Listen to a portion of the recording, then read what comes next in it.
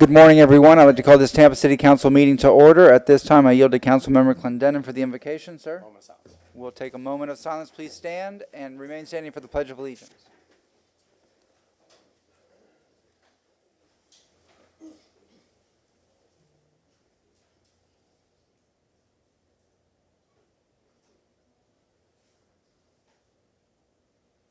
Thank you very much. I pledge allegiance to the flag of the United States of America and to the republic for which it stands, one nation, under God, indivisible, with liberty and justice for all. Thank you very much. Roll call, please. Carlson. Pertek. Here. Clendenin. Here. Henderson. Vieira. Miranda. Here. And Maniscalco. Here. We have a physical quorum. Thank you very much. I have a memo from the office of Councilmember Carlson that he will be absent from today's meeting. May I have a motion to adopt the minutes from February 20th, 2025 and February 27th, 2025 workshop and evening sessions? Motion from Councilmember Clendenin, second from Councilmember Hurtak. All in favor? Aye. Mr. Shelby, would you like to go ahead and read the rules before I go into the approval of the agenda? Yes, Mr. Chairman. Yes, thank you very much. Good morning, ladies and gentlemen. City Council, Martin Shelby, City Council Attorney, discussing briefly the public comment rules and the rules of decorum for today's meeting. Members of the public are allowed a reasonable opportunity after the ceremonial items on the agenda to address any item on the agenda before City Council takes official action. Now, you might have noticed that there is a box outside that has speaker cards. If you wish to speak during what is labeled general public comment, fill out a speaker card and place it in that box. One card per speaker, please, and cards will be accepted through the ceremonial items until the start of general public comment. Each person submitting a card will be recognized by name by the chair to approach and speak. A 3-minute time limit applies, and please print legibly because names that cannot be read will not be called. Now, if you're here to speak at something that's labeled on the agenda as a public hearing, please do not fill out the cards and use the sign-in sheet at the lectern and the podium outside instead. If you need assistance, please do ask the city staff. Speakers and members of the public are also reminded that they are to refrain from disruptive behavior, including making vulgar or threatening remarks or making or causing disruptive noises or sounds or displaying signs or graphics. And please be reminded that speakers should refrain from launching personal attacks against any city official, staff member, or members of the public. Please direct your comments to the city council as a whole. Now, persons failing to comply with the council rules may be ruled out of order, and at the discretion of the chair may be removed from the chambers for the remainder of today's meeting.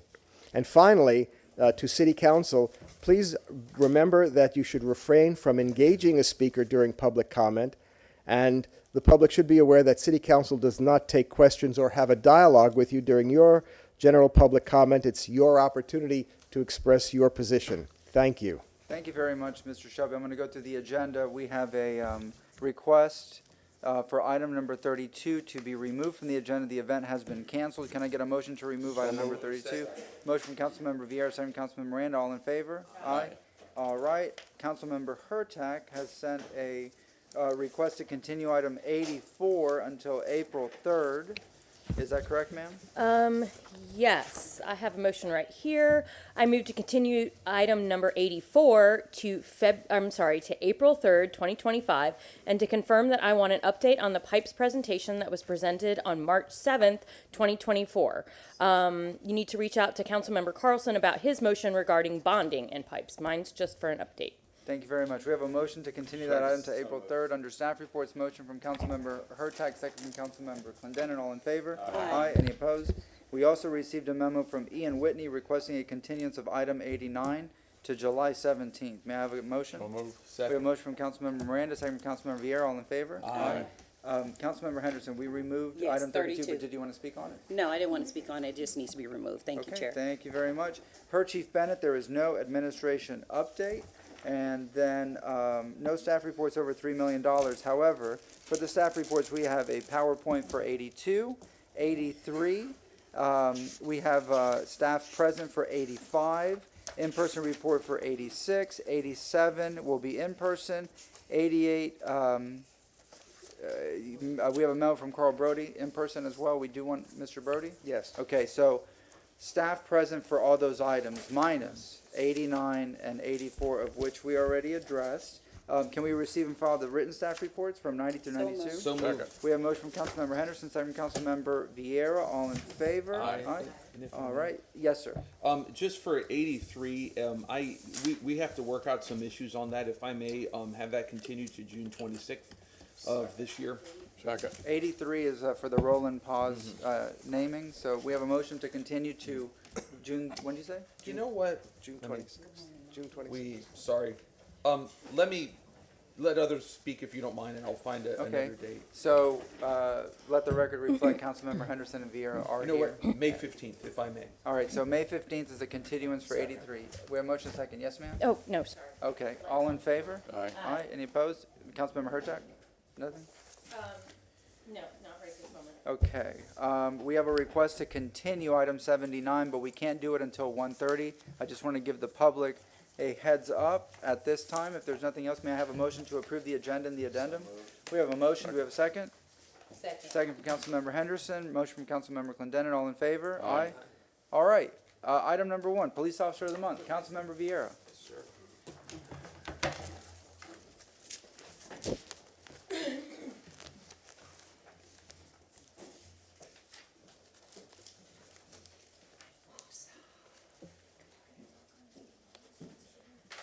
But it can't be. Thank you, Mr. Chair. It's my great pleasure to be here today for our Tampa Police Officer of the Month, and it is for Officer Stefan Filler. Is that Filer? Who is here, and obviously we always do this here in City Council to reflect the values of the community that we serve, that always supports public safety, and that support includes our police officers as well as our firefighters. So if I may, I'm going to let Dr. Chief Burkock come and talk about this wonderful person that we honor today. Go ahead, sir. Thank you, Council. It is both a privilege and a distinct honor to recognize an exceptional member of the Tampa Police Department, Officer Stefan Filer. He should be Filler, though, when you see this, because he's filling our ranks. So this is good.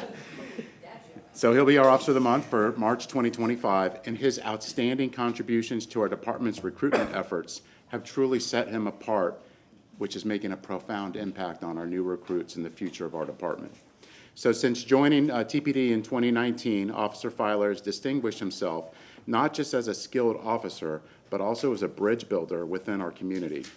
Last year, he moved to the role of police recruiter. In just 1 year, Officer Filer has completely transformed our recruitment strategies, significantly elevating the department's visibility and appeal on both local and national levels. One of his most notable achievements has been the complete rebranding of our recruitment materials. Officer Filer has took the initiative to schedule professional photo shoots that showcase the diversity and the strength of our officers to appeal to the next generation of candidates. Going beyond traditional methods, he oversaw the design of a recruitment vehicle wrap, ensuring a consistent and recognizable brand across all platforms. In addition to that, he collaborated with a leading production company to create a dynamic recruitment video that has proven already to be powerful in attracting attention of the next generation. He's also strengthened our presence at community events, representing TPD at major job fairs, including Reliant Recruitment Fair, MacDill Air Force Base Recruiting Fair, and Tampa Bay's Job Links event. He also spearheaded the creation of our first ever Women in Law Enforcement Symposium in partnership with local universities. Through his creative outreach and innovative strategies, Officer Filer spearheaded a recruitment campaign that led to a 15% increase in overall applicants and an impressive 30% increase in our police scholarship applicants.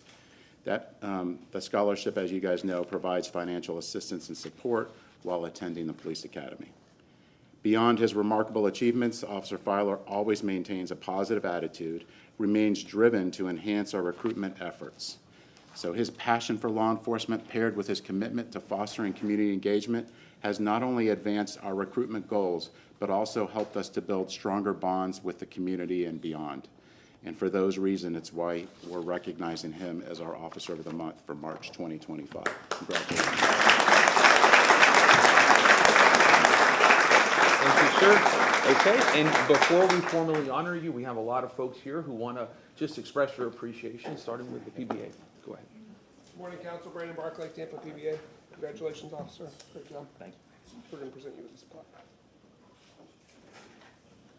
Good job. Thank you.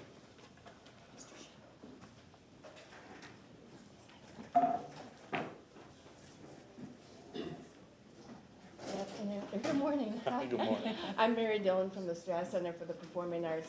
Officer, thank you for your service to our community. On behalf of the Strass Center, I want to present you with this gift certificate for free performance for yourself and the guests at upcoming show at the Strass Center. Thank you so much. Thank you. Good morning. My name's Mary Lou Bailey. I'm here on behalf of Zoo Tampa. I serve on the board there. And I wanted to congratulate you. Awesome story about attracting new talents. Really, really cool. So my teenage daughters and I are hooked on the series The Rookie. Oh. And so anyway, it's fun to see you real life heroes in person. Thank you so much for your service.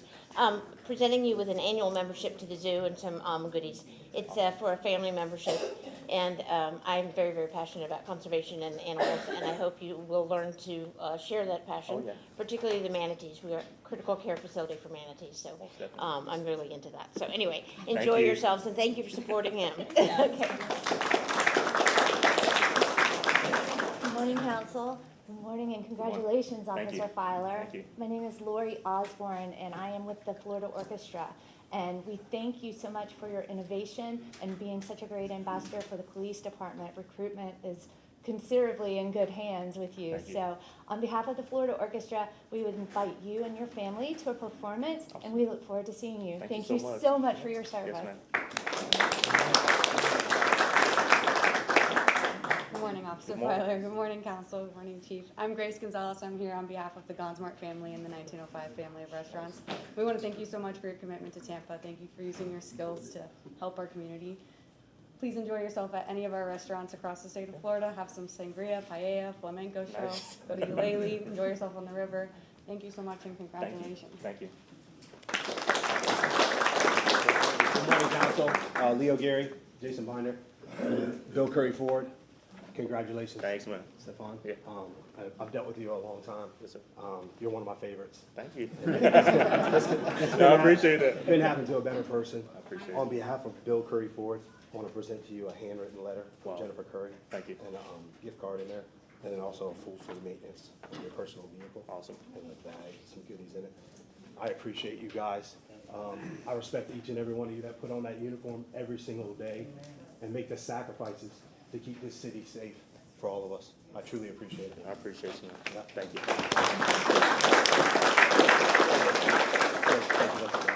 Thanks, man. Good morning, Council. Good morning, Chief. Brian Ford with the Tampa Bay Buccaneers. And Officer Filer, what you do is remarkable. Thank you. And trying to find the best talent for, that's what we all struggle with. So thank you for your support and sacrifice so he can do what he does. And on behalf of the Glazer family and our entire organization, we have a tradition of $1. Anybody that goes over and above gets a game ball. Awesome. And we can't have a fumble here. But that game ball is yours. I appreciate it. Thank you very much Thank for you. your service Yes, and sir. sacrifice. Thank you. Thank you very much. How you doing? Morning, Council. Mike MacArthur, Steps Towing Service. Congratulations on a job well done. Thank you. Well deserved. Thank you. Sounds like you need to take some time off. So on behalf of Todd Stepp and Steps Towing, we'd like to present you with a gift card. Go out and have dinner on us. Thank you so much. If you ever need a tow, you know a guy now. So Yeah. we got you covered. Thank you for all you do. Thank you. And your support to this community is unmatched. So we appreciate everything we're doing. Appreciate that. Thank you. Good morning, Council. On behalf of Ellison Construction, I would like to present you, Officer Filer, with a gift card to Hotel Hyatt. It's a project that we're certainly proud of and has left a great mark and influence in the city of Ybor. You know, congratulations on all of your achievements here in the city of Tampa, and looking forward to seeing what you do next. I appreciate that. Thank you. Thanks. Congratulations. Thank you so I'm much. Christina Billis from Oxford Commons. I would love for you guys to come to our restaurant. We do have Perlina Oxford Change, the new one Mad Dog, so I would love for you guys to come. And thank you for your service. Yes, ma'am. Thank you. Thank you. Congratulations. Congratulations, Officer Filer. My name is Mary Beth Williams. I'm Executive Director of Friends of the Riverwalk. I would like to present you with a personalized paver on the Tampa Riverwalk with your name and Officer of the Month. It'll be located just north of the Convention Center. If you forget where I tell you, you can always email me and I'll remind you. Awesome. I also have a few other items from some of our partners. Dinner for two aboard Yacht Starship Cruise Lines. 2 passes on Pirate Water Taxi. 2 passes aboard the Lost Pearl pirate ship. Couple of gift certificates to Tampa Riverwalk Rentals. An adult party at Splitsville. And $200 in gift certificates to Florida Avenue Brewing. Thank you so So much. thank you again for your service.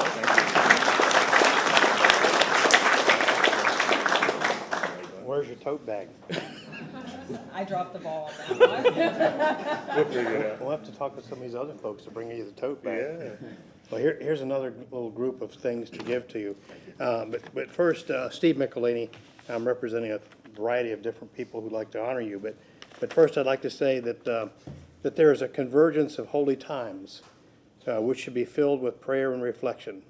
May the God of Abraham watch over you and protect each of the first responders honored here today, including the Tampa Fire Rescue and the Police Department and elected officials.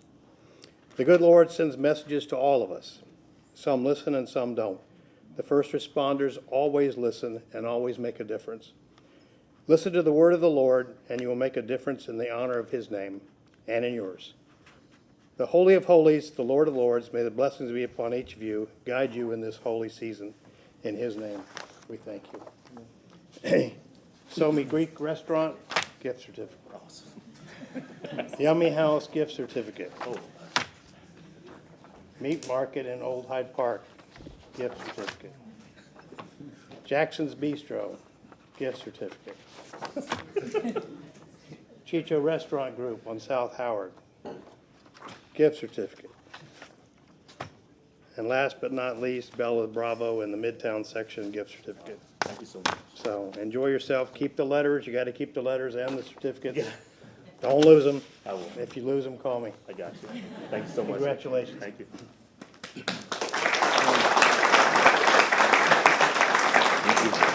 And so, sir, on behalf of a grateful city of Tampa, we appreciate you and all of your service, not just with TPD, but I see U.S. Army as well. Yes, sir. We thank you for all of your service and just standing up for us. We mean that. Thank you, sir. Thank you. God bless you. Yes, sir. You too. Thank you. And if you want to say anything, you may. Yeah, first and foremost, I want to say thank you to City Council for having me here today. Thank you to my chief and assistant chiefs for selecting me for this great award. I don't win a lot of stuff, so this is pretty awesome, overwhelming, if you will. I want to say thank you to the personnel unit. I'll be a fool to sit here and say that recruiting is all about me. The work that the personnel unit does, starting with the major on down, lieutenant, the captain, my partner in the build, I don't think he's here today, as well as my corporal. And everybody here at TPD, it's a community thing, if you will. It's one thing to say when I bring new recruits in or new talent in, they always talk about going to the road and how fun they had and how much knowledge they gained from other officers. And I just think that lays testament to the people that we're bringing to this department that shines great light on the city. So to the city of Tampa, I appreciate you for this award as well. I believe the city of Tampa is the best city in the world. It goes without saying, it really is. And for that reason, we're going to continue to seek out the best of the best, because that is what the citizens of Tampa deserve. So thank you.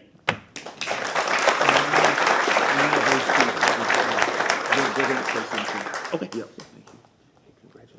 Thank you, Mr. Chairman. Without an individual like yourself who keeps bringing in the young recruits that want to go and do the best thing they can for the city of Tampa, I'd like you to answer one question. Yes, sir. How are you going to do your work and go to all these places, drive around in a limousine, go to the Straths, go to the this, go here, go there? Can you explain that?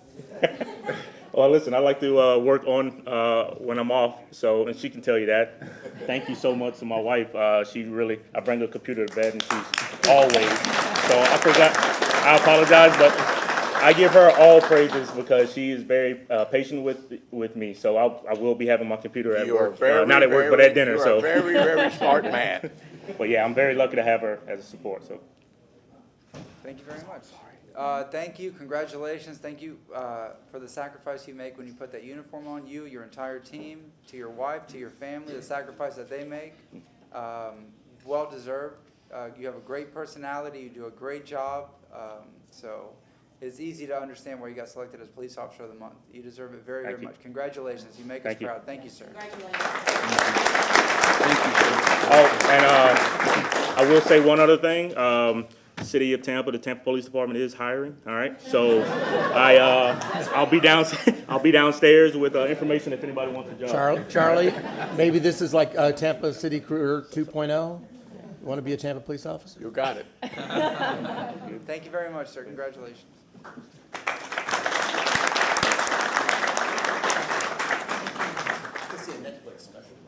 Round and round. Want to wait a minute, or? Sure, we'll wait a second as TPD goes out and we'll go up to Tampa Fire for Firefighter of the Quarter.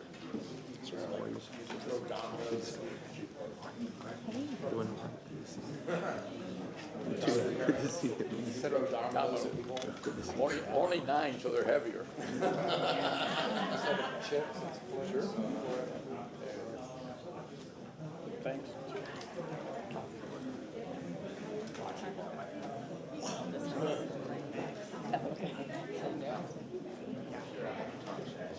Tanya.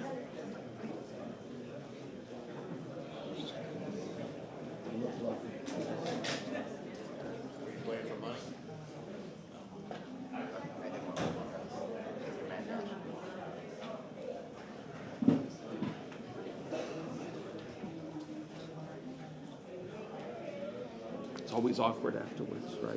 You know. Good to see you, Chief. Top of the morning. Don't want to get your time.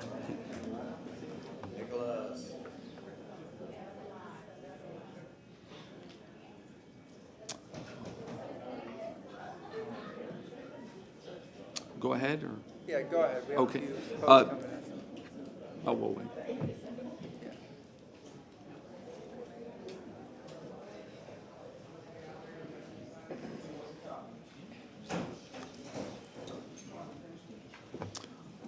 Oh, boy. Okay, go ahead, sir.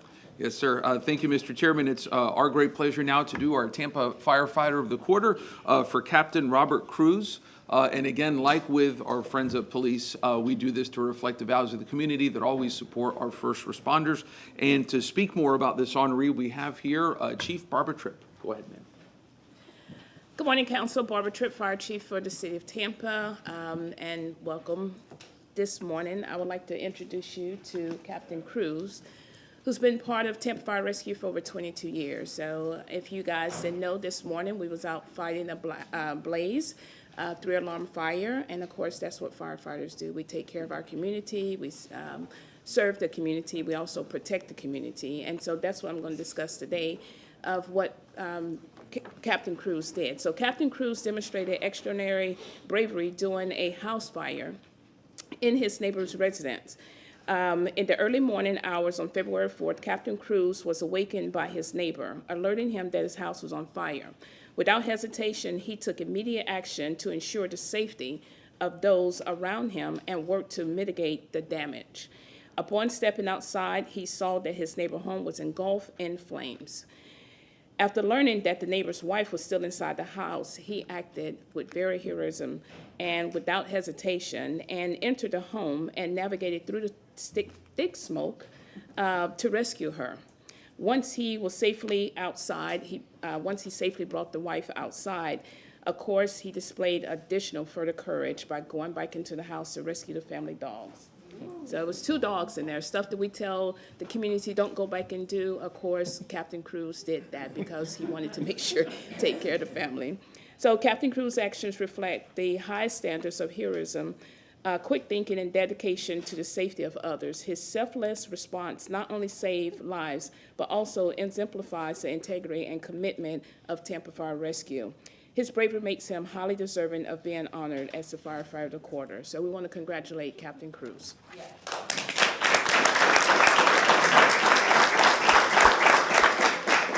Thank you, Chief. And before we honor you formally, sir, and you get to speak, like before, we have some people that want to honor you, starting with, I guess, Mr. Stocco with Local 754. Captain. Good morning, Council. Nick Stocko, Tampa Firefighters. Captain Cruz, we'd like to thank you for your heroism and your dedication to the department. You are truly respected, and we appreciate all the hard work you do. So on behalf of the firefighters and paramedics, we'd like to present to you this plaque. Awesome. Thank you, sir. Thank you for your heroism. Good morning, Captain. I'm Mary Dillon from the David A. Strass Center for the Performing Arts, and I want to thank you for your heroism and your work, and I guess your neighbors are very glad you were there. Please accept tickets to upcoming show at the Strass for you and a guest, and take some time off for yourself. Thank you. Thank you so much. Congratulations, Captain Cruz. My name's Mary Beth Williams. I'm the Executive Director of Friends of the Riverwalk, and I have a few items to present you with today. First, we would like to present you with a personalized Riverwalk paver. It'll be located on the Riverwalk just north of the Convention Center. I think it'll be engraved later this month. We've also got 2 dinner cruises to Yacht Starship, 2 hop-on, hop-off passes to Pirate Water Taxi, a couple passes to the Pirate Ship, some Riverwalk rental kayaking, an adult party at Splitsville, and $200 in gift certificates to Florida Avenue Brewing. So thank you again for your service, and congratulations. Thank you so much.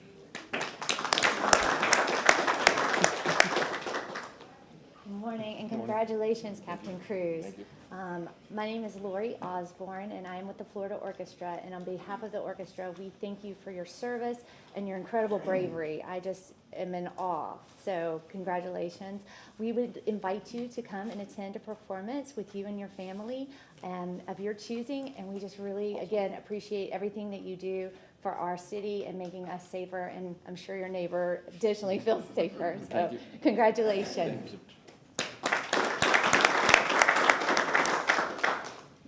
Good morning, Chief. Good morning, Captain Cruz. I'm Grace Gonzalez. I'm here on behalf of the Gonsmart family and the 1905 family of restaurants. We want to thank you so much for your selfless commitment to our neighbors, to our community. Thank you for being there in those moments of intense vulnerability. We want to thank you with this gift card. Please enjoy yourself at any of our restaurants in Tampa, across the state of Florida. Have a nice Sicilian meal at Casa Santo Stefano and Ybor. We hope to see you there. Thank you so much and congratulations. Thank you so much. Good morning, my name's Mary Lou Bailey, and I'm here on behalf of Zoo Tampa. I serve on the board there. You've probably heard my speech Yes. to the Curtis, so I won't repeat all that. But I did want to thank you for your service. I got a ride from you guys last week when my appendix was about to burst, and I had to go in for emergency surgery. I was treated very well, so thank you for that. But seriously, your story is really great, the heroism, the bravery, all of you. Thank you for your service. This is a little gift box, but most importantly, it includes an annual pass to the zoo, so you can go with your family and enjoy the animals and also to our special events and things that are coming up. So again, thank you for your service. Congratulations. Morning, Council. Morning, Chief. Captain Crew, your story is remarkable, and it's just, I'd like to thank you for your service, your sacrifice, not only you, but your family, and what you do each and every day. And as I mentioned, we have a little tradition out at $1. Anybody that goes over and above gets a game ball. So on behalf of the Glazer family and our entire organization, I'd like to present your game ball to you. Awesome. Thank you very much. Appreciate all you do for our kids. Thank you. Good morning, Council. Leo Gary again from Bill Curry Fort. Congratulations, Captain Cruz. Thank you. We appreciate everything you do here in the city of Tampa, making everything safe for all of us. On behalf of Bill Curry Ford, I want to present you a handwritten letter from Jennifer Curry, and then there's also a gift card as well, and then a gift certificate for your personal vehicle, full free maintenance on it, and there's some goodies in here too as well. All right, congratulations again, man. Thank you. Appreciate you. Good morning, Captain. Mike MacArthur, Steph's Towing Service. Congratulations on a job well done. I mean, it's easy. I'm not saying easy for you guys, but you guys have the best supporting cast. I say this every quarter when I come in here. The best chief, the best supporting staff, the best crews. Congratulations and well deserved. Thank you for everything you do for our community. On behalf of Todd, Steph, and Steph's Towing, please enjoy dinner, a night out on us. Keep doing what you're doing, and thank you for everything. Thank you, sir. Thank you. Captain Cruz, my name is Patrick Davis with Ellison Construction. Congratulations on your accomplishments and your story. It truly is amazing. Thank you for the sacrifices that you make and for being a hero in our hometown. Thank you to you all as well for all that you do every day to keep us safe. On behalf of Ellison Construction, I'd like to present you with a gift card to Hotel Hyatt. Thank you. Thank you, sir. Hello, congratulations. I'm Christina Billis from Oxford Commons. We would love for you to come to our restaurants. And we do have Oxford, Mad Dog's, a new restaurant and library, so you're more than welcome to come and join us. And thank you again for your service. Morning. Sir. You know, there's tough competition among the firefighter of the year, right? You're the first of the quarter, the first one, so we got 2, 3, and 4 to go. And then you got the banquet, so you got to figure out who's going to get that. But congratulations. I've got gift certificates for you. On behalf of the Yummy House China Bistro, we're giving you a gift certificate. On behalf of the Chicho Restaurant Group, gift certificate. Jackson's Bistro on Harbor Island, gift certificate. You're gonna have to exercise after this. Bella Brava, the Midtown section, I think you were there this morning, right? Somi Greek Restaurant, gift certificates, you can enjoy yourself over there. And also at Meat Market. And as I said earlier, we gave you a special recognition. There's a copy of what I read earlier for you. Enjoy yourself. Thank you, sir. Congratulations. Thank you, sir.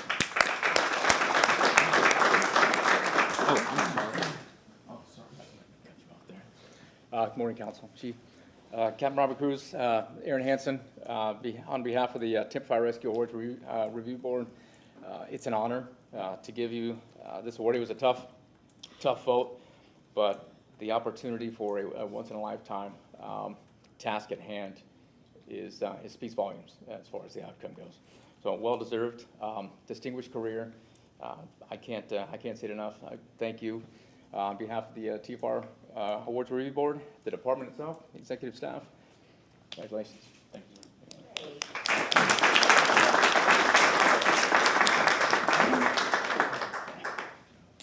Thank you, everyone. And so, Captain, come on up here, sir. So on behalf of, again, a grateful city of Tampa and Tampa City Council and everybody, we really thank you for everything that you do, sir. And here's your commendation, sir. Thank you so much, and God bless you. Thank you, sir. I'd like to say anything. I'm not really elegant as far as speeches, but I would like to thank the city council for this recognition. I'd like to thank my God, and most of all, I'd like to thank my wife for her support. I'd like to thank Chief Tripp for her leadership, all the administrative staff, Chief Dittman, who helped mentor me, friends of mine that I've grown up through the job, Chief Alt, who's helped mentor me throughout my career and helped guide me. So without their support, I want to be here in front of you guys today. Thank you very much.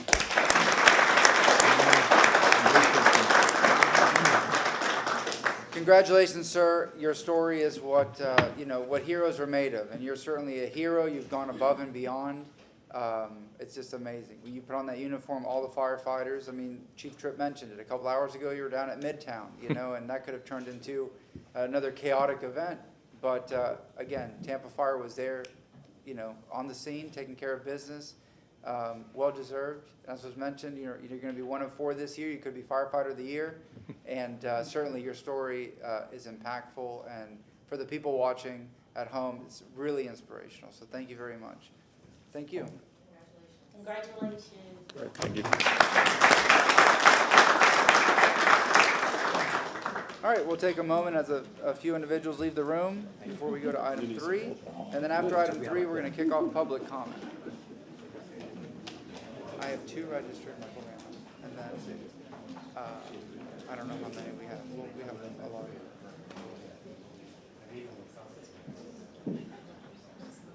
Lisa, Jose Vasquez is out there. He has an issue. Jose Vasquez is out there with that. He has an issue with one of the.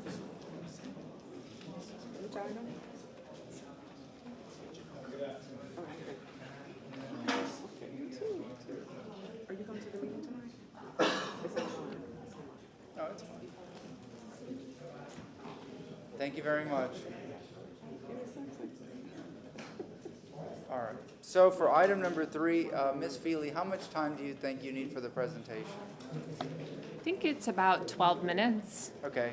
So you'll go through your presentation. And then I would ask council members, afterwards, we can open it up for questions and do like a first round, if you wish to speak, of 5 minutes, and then if there's a second round, 3 minutes, and we'll just keep it organized like that. So, Ms. Feely, you have a PowerPoint. It's on this screen. It's going to come up on the main screen, and if you wish to speak and introduce the gentleman as well that's here, go ahead. Thank you, Council. Good morning, Abby Feely, Administrator for Development and Economic Opportunity for the city. I'm excited to be here this morning with Jeff Green from Clarion and Associates. As you all know, we entered into an agreement with Clarion April of last year to start our Land Development Code update. The Land Development Code has not comprehensively been updated since the late 1980s. We've done what you all are familiar with as series of text amendments. We actually had private text amendments up until a few years ago. And as you all deal with on a regular basis with rezoning applications and special uses, there are parts of our code that really need to be modernized. We don't even have a definition for a doggy daycare in our code right now. So part of this effort is modernizing that code and also streamlining many of our processes. So we've had a couple public touch points through this process, and we have more scheduled. Some of you were at Monday night's meeting. We also had a kickoff meeting in September. We have an awesome Tampa Forward website where we keep current information. And at each of these touch points that Clarion has come to meet with the public, we also have a feedback instrument of some sort. The first time was a survey. This time there's a feedback form. So I'm going to turn it over to Jeff this morning. He's excited to share with you where we are in the process and some of what we've been hearing and also what our next step forward are.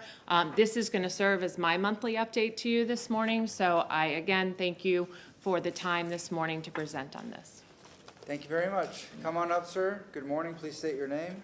Thank you. My name is Jeff Green. I'm a principal with Clarion Associates. I'm thrilled to be able to be here to speak to you, although I did have the opportunity to meet most of you during our project kickoff about a year ago. As you mentioned, we do have a presentation to show. All right. So as you know from your work as council members, the LDC is one of the most important building blocks of the community. And it establishes the rules that govern how the city can grow and develop. In the year that since we've started this project, we have toured the city. We've had multiple conversations with staff, with stakeholders such as members of the development community and neighborhood leaders. And we've reviewed your plans, your comprehensive plans, some of your other plans, and we've taken a very deep dive into your land development code. And the goal of this is is part of a thoughtful process to get you to an updated land development code that better meets the city's development goals. For the next, it's been almost 40 years since the code was last comprehensively updated. So our goal is to have an LDC that can support the city for the next 40 years. As Abby mentioned, on Monday evening, we had a public forum where we had an opportunity to talk with members of the public about the Land Development Code Assessment, which is the stage of the project that we're at now, and I'll talk about that in some upcoming slides. Thank you. And please silence your cell phones. I hear a radar dinging. Maybe, okay, well, yeah, submarine. Yeah. Go ahead, sir. Thank you. So my goal today is to give you a brief refresher about the overall project and let you know where we are. We'll start with an overview of the project, including a recap of the work that's taken place so far and what's to come. And I'll also identify what we think are some real keys to success for this project. Because we want to make sure at the end of the day, we have developed an updated land development code that you are comfortable adopting.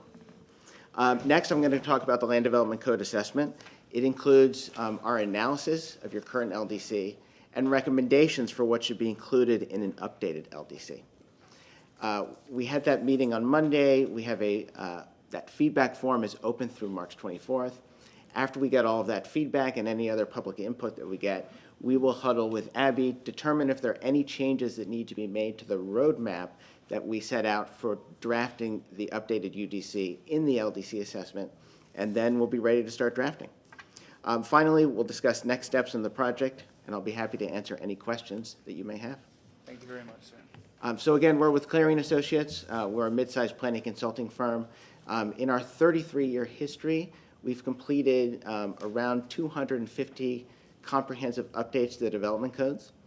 Out of our Chapel Hill office, we have 2 offices out of our Chapel office. We've done probably about 100 or so, and only a couple of those have failed to be adopted. And that's because we try to take a well-structured process to getting you from your current code to an updated code. Tampa is a big, complex city, and to make sure this project is successful, we've teamed up with some other national experts in various fields. So we're joined by Dover Cole & Partners. They're a nationally known town planning firm. They're going to be working with us on specific context-sensitive design standards for some segments of some of the city's key corridors. Kittleson and Associates is a transportation planning and engineering firm with offices in Tampa. They've done a lot of work with the city, including on the city's recently adopted Tampa Moves Mobility Plan. Plan Active Studios, based out of Orlando. It's a single-person consulting firm. They're going to be helping out with some of the zoning district regulations. And we have Nancy Stroud, who's a longtime Florida land use attorney, many decades of experience. She'll be helping out with the updates to the development review and approval procedures, as well as any other legal issues that come up during the project. So through the many appeals that you hear and the zoning cases that come before you, you're at the front line of understanding really some of the challenges with the Land Development Code and why this project is so necessary. And I'm certain you've heard, as we have, from your constituents about their difficulties with the LDC. As Abby mentioned, it's been decades since the LDC was comprehensively updated. Over that time, there have been probably almost 300 separate updates to address particular issues as they arrive. And one issue with these piecemeal updates is they are made to address discrete issues. And so over time, as changes have been made, there have been inconsistencies that have entered the code, and it has become poorly organized. This lack of clear direction is hard for staff who is charged with interpreting the code. It's hard for landowners who want to use their property. It's hard for residents who just want to understand how land near them can be used. And I'm sure it's difficult for you because you need to figure out, especially in all these appeals, what decisions should be made and what's the right decision. Finally, the code is not well aligned with the city's goals. The city, over the last 40 years, the city has transitioned from, geographic expansion, lots of greenfield development, to a phase where you're really seeing a lot more redevelopment and infill development. And the city is trying to transition from a very auto-oriented fabric to a city that's much more transit supportive and supports walkability and mixed-use development, as well as a city that is more resilient, both in the face of rising water levels and to natural disasters. So in our long experience working with communities on comprehensive updates to development regulations, one of the key things we've learned is the importance of transparency. Making clear what we're doing, what different stages of the project are going to happen, and bringing the entire community along throughout the project. It starts with having a well-structured project that at the start identifies the community's goals through a review of the current code to see how well it meets those goals and what changes should be made, and then the drafting of an updated code that better meets those goals. It includes regular check-ins with the public at key touch points, so they are kept informed and so that they have the opportunity to provide input on our analysis and the proposed code as it's being drafted. Development regulations are unavoidably technical documents. One of the key goals of this project is to make your land development code more user-friendly, but there's no getting around the fact that it's a lengthy legal document. That's why we think it's important to have an advisory committee of some sort that is engaged throughout the project that agrees to participate and to review work products and provide their considered input. So we're thrilled that there's an advisory team for this project that's really top-notch. It's filled with a really diverse group of perspectives. We have members of the development community, attorneys, architects, affordable housing advocates, and neighborhood leaders. We presented to them on an earlier draft of the Land Development Code Assessment, and I think we met with them for a total of 5 hours or so. and we got some really great feedback. So we're thrilled that they're going to be participating throughout the project. Finally, it's important that we have consistent coordination with stakeholders throughout the project. So that means coordination with you, because ultimately, at the end of the day, you're going to be asked to approve the updated LDC. With neighborhood leaders so that they are comfortable with some of the changes that are made, and with members of the development community. I can tell you from experience that at the end of the day, there's not going to be a single person probably sitting up there or in the community that is happy with every single provision in the updated ordinance. But our goal through this structured project with engagement is to get to the point where there's general consensus that the updated LDC is a significant improvement over what you have today. So this is briefly an overview of the project. These are the 5 main tasks. As I mentioned, we were here last year for project initiation and orientation, and all of the feedback feeds into the Land Development Code assessment, which I'll dig into a little bit later. This is the same project schedule, but it's set out in somewhat of a schedule form. So you can see right now, we've prepared the Land Development Code assessment. We went out to the public on Monday. We'll be accepting public input for several more weeks. After we reach consensus with staff on any changes that need to be made based on that feedback, we'll move into drafting the updated Land Development Code. And that's really the meat of the project. To make it a little easier for people to digest, we will be drafting the Land Development Code in 3 separate installments. You can see the little document icons on that schedule. That's where we'll be delivering those public drafts to the city, placing it on the website. And then we will be having public engagement after each public draft so that members of the public can review the draft, provide input, and let us know what they think we got right and where we may have missed the mark. After we draft the code, we move on to task 4, which is the testing.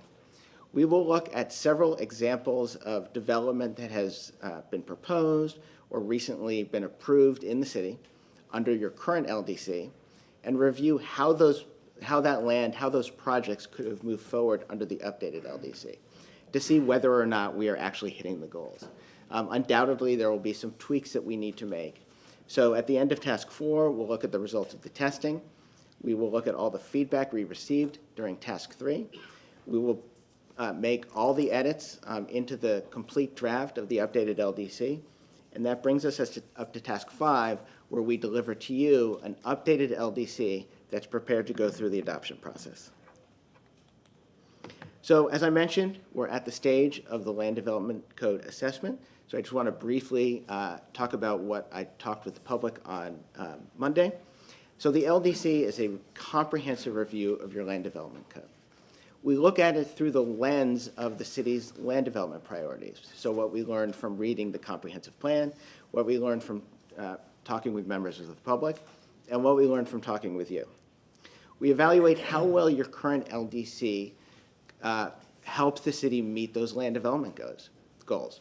Where it does so, we will say that, and we in the assessment propose to carry forward those provisions in the updated code. Where we think the current code falls short, we'll note that, and we'll provide recommendations for how they can be addressed in the updated code. One of the main sections of the assessment is an annotated outline, and that sets out by article and by section the proposed organization of the updated code if the recommendations that we make in the assessment are adopted. So what I mentioned earlier, the roadmap for the drafting, that really is the roadmap. And so part of the reason we go to the public and to council with this roadmap is because we want to see your input before we've written a single word of the updated code so that we can make sure we're on the right track and we have a general consensus as to what the updated LDC will look like, even if there's no agreement on every detail. So the LDC assessment is organized around these 8 themes. So taken together, these recommendations are intended to result in a code that is better organized, easier to understand, includes more clear and precise standards that reduce ambiguity, have a more efficient and effective development review process, include updated zoning districts that better support the types of development that the city wants to see without having to resort to PDs or PDAs quite as often, and better supports the city's other key goals. So for more housing, for more affordable housing, more types of housing, more walkable and transit-supportive modes of development, improved quality of development, and enhanced resiliency. So as I mentioned, we'll be accepting feedback through the Tampa Forward website through March 24th. That's tampa.gov/Tampa Forward. We'll huddle with staff, and the goal is that beginning in April, we'll be ready to move forward with actually writing your updated code. So thank you very much. Happy to answer any questions that you all may have. All right, Councilmember Clendenin asked to speak first. Councilmember Miranda, we're going to keep the timer on for 5 minutes for the first round and then 3 minutes for the second round. Councilmember Clendenin, go ahead. Good morning, and I wanted to say I appreciate staff and Director Aberfili for tackling this project. I mean, this is something that, can has been kicked down the street for so long because it is such a difficult task. I mean, this is like moving mountains to be able to rewrite this code. So just the willingness to tackle this project is admirable. I mean, because I wouldn't want to do this. I mean, this is just crazy. You may want to check yourself, because this is crazy to be able to do something this consequential and so difficult. And again, it's going to be very difficult to please everybody because it is a rewrite of land use, and it's a big city. It's a complicated city that is mixed match of all kinds of good and bad. So trying to push that in the blender and come out with good is going to be a very tough task. So I appreciate that, and I really do. I like your website as well. I think it's a really good user-friendly website, and it's really good for the citizens to keep track of what's happening in there. So kudos to doing that. I'm just going to make a couple of statements, and you kind of covered some of this, because I feel like the things that are important to, Councilman Hurtak and I are almost so simpatico mostly on these land use issues. So, but I think that they have to be restated over and over again, otherwise they get lost in the stuff. It's not going to surprise anybody that the first thing on my list is transit-oriented development. I mean, it's transit-oriented development.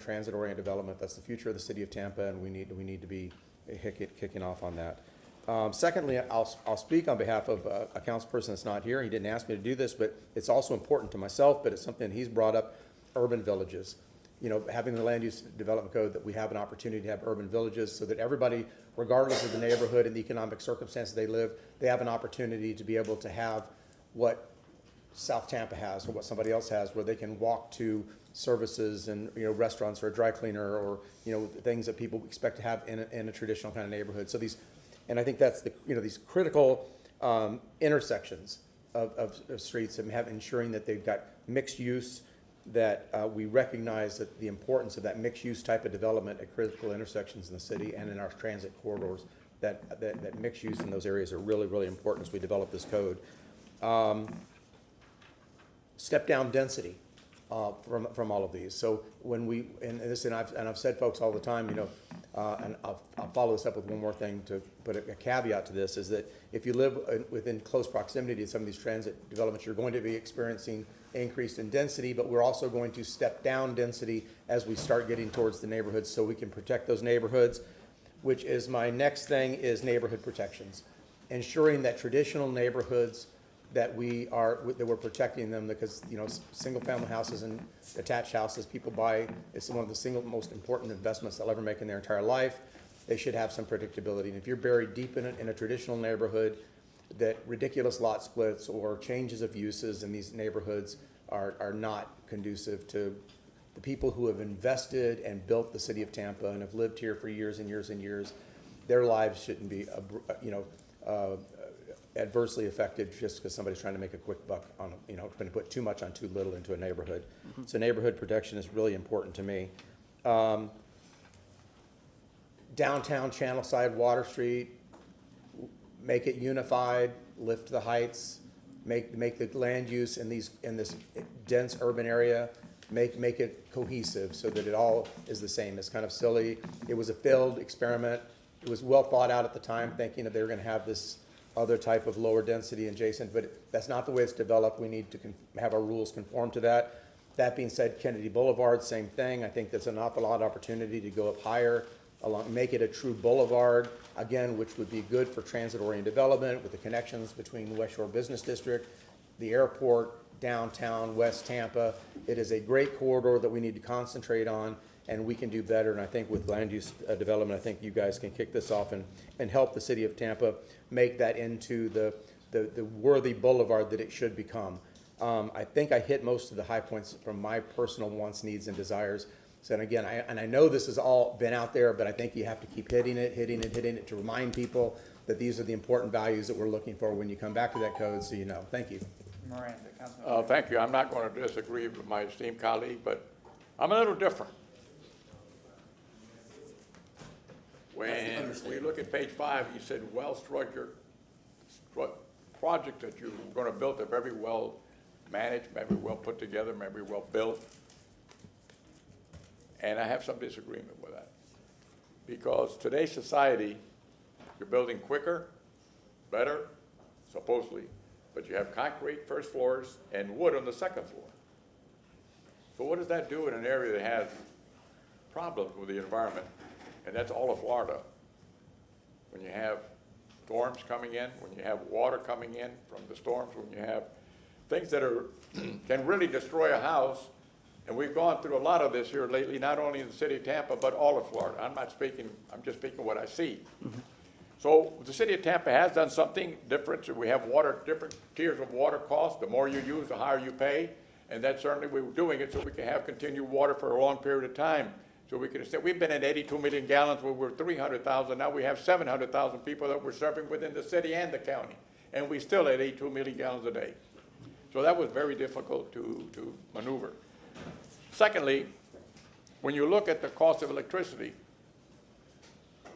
it goes up like anything else. So I'm going to build affordable housing for someone, and sooner or later, the cost of water and electricity may equal half the cost of the payment of the house. How is that sustainable? And how do you solve those things?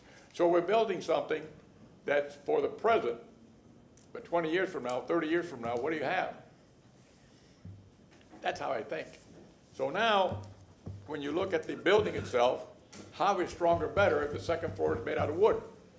When you go to third world countries, they thought about this 100 years ago. So they don't build anything that's got drywall. I'm not anti-drywall. Now the drywall people hate me. I'm not anti-anybody.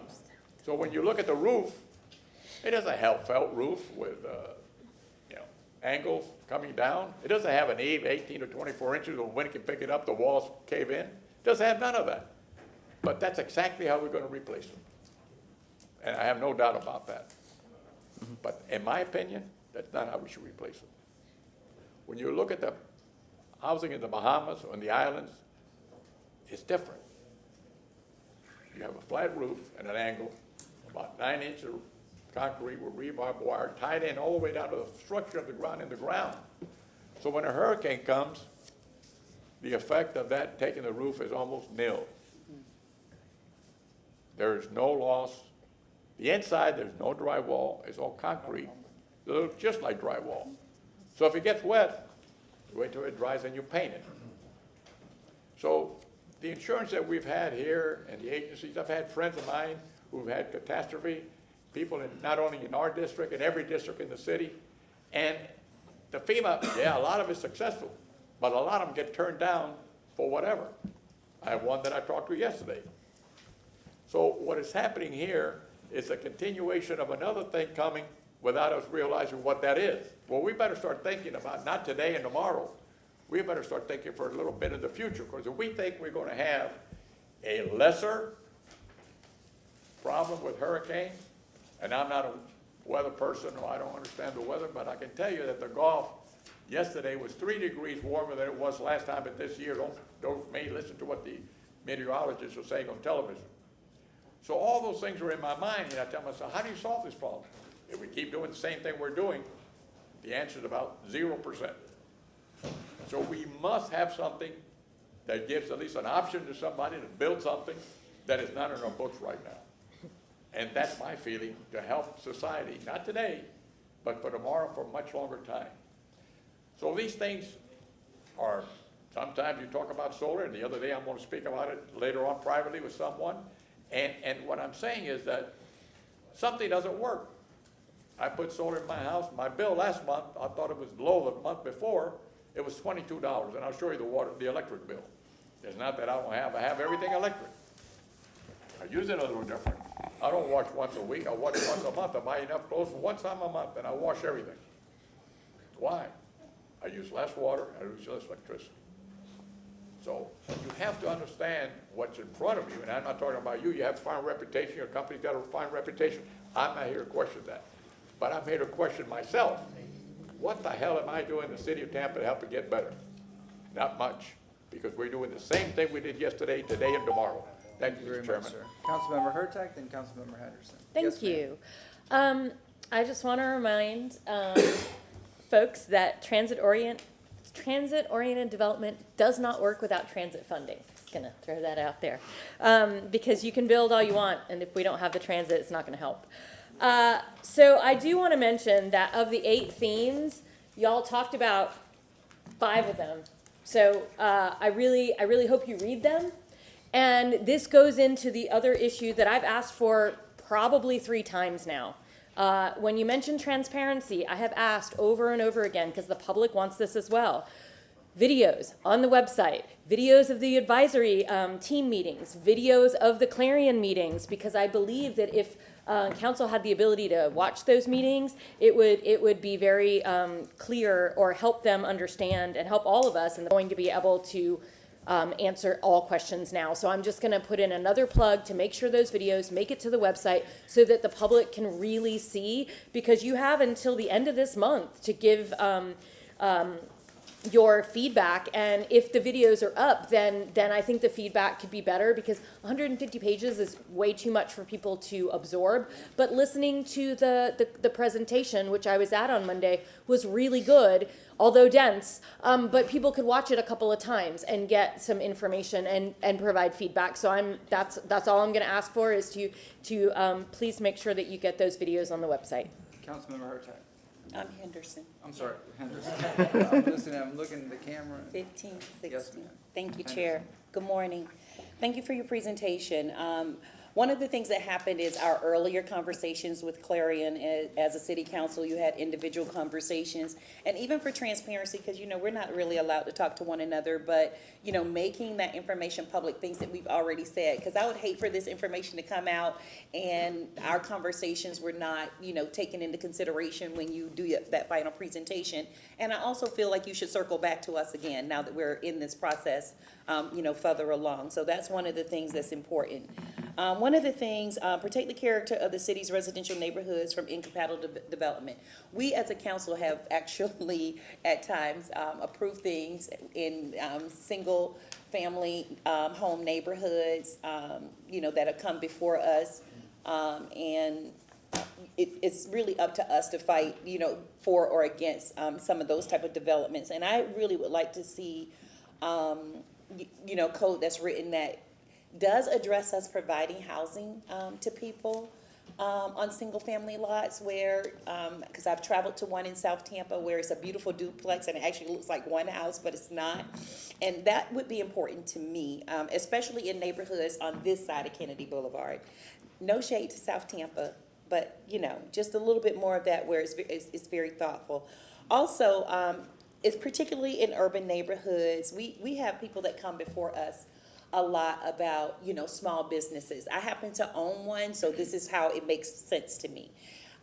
Where there, and I've had this conversation with Ms. Feely as well. There is a small business development, 4 units that sits into a community that people walk to. And it's within the neighborhood. It exists for me in Carver City with Conan's Barbecue and Miss Reese's store when I was growing up. And I really like that, and I would like to see more of that because people cannot afford these huge commercial spaces, because we have had a project come before us where it was mixed use and they gave very little commercial space, and they came into our neighborhood and we're thinking that we're going to get more commercial space that benefits the community, and it really doesn't. And so that is something that I would like to see written strongly into our code that provides opportunities like that. As well as where it fits into the compatibility of the neighborhood where it's really welcoming. And for me, that's basically it. I would like for the circle back conversation with us. I would like for what council members are thinking to also be public and transparent So there are no surprises to the public, because I would like to know what our my fellow council members are thinking as well. And that's it. Thank you so much, Chair. Thank you, Councilmember Henderson. And Darlene, please bring my fan.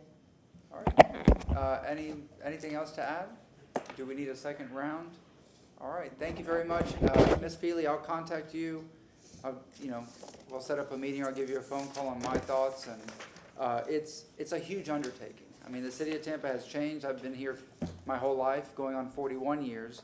And we have tremendous growth, tremendous population increase, and tremendous challenges that we need to meet.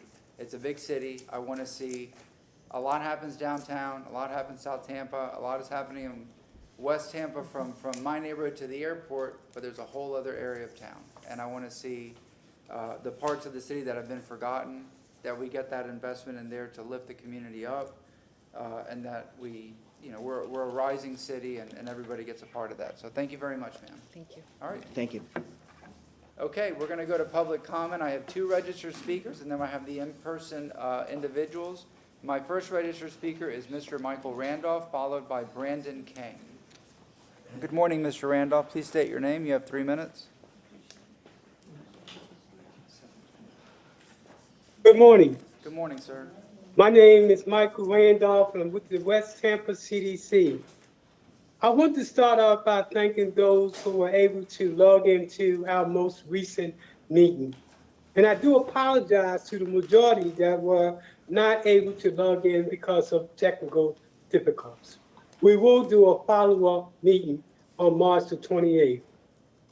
I also want to thank Joe Robinson, who gave an update about the history of West Tampa CDC and the current CRA programs and project.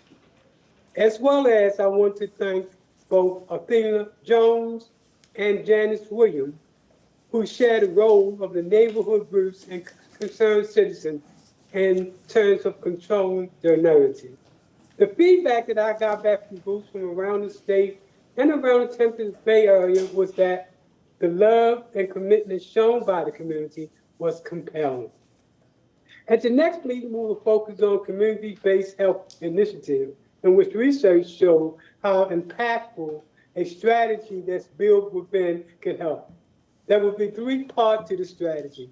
The first is mental health.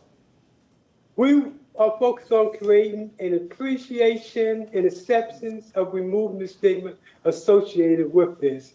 Our mobilization strategy includes connecting neighborhood groups, the faith community, businesses, barbershops, salons, community events, schools, the health department, and social services to this initiative. The other part of the initiative includes both dietary and health initiatives. The next meeting will focus on public health and economic development.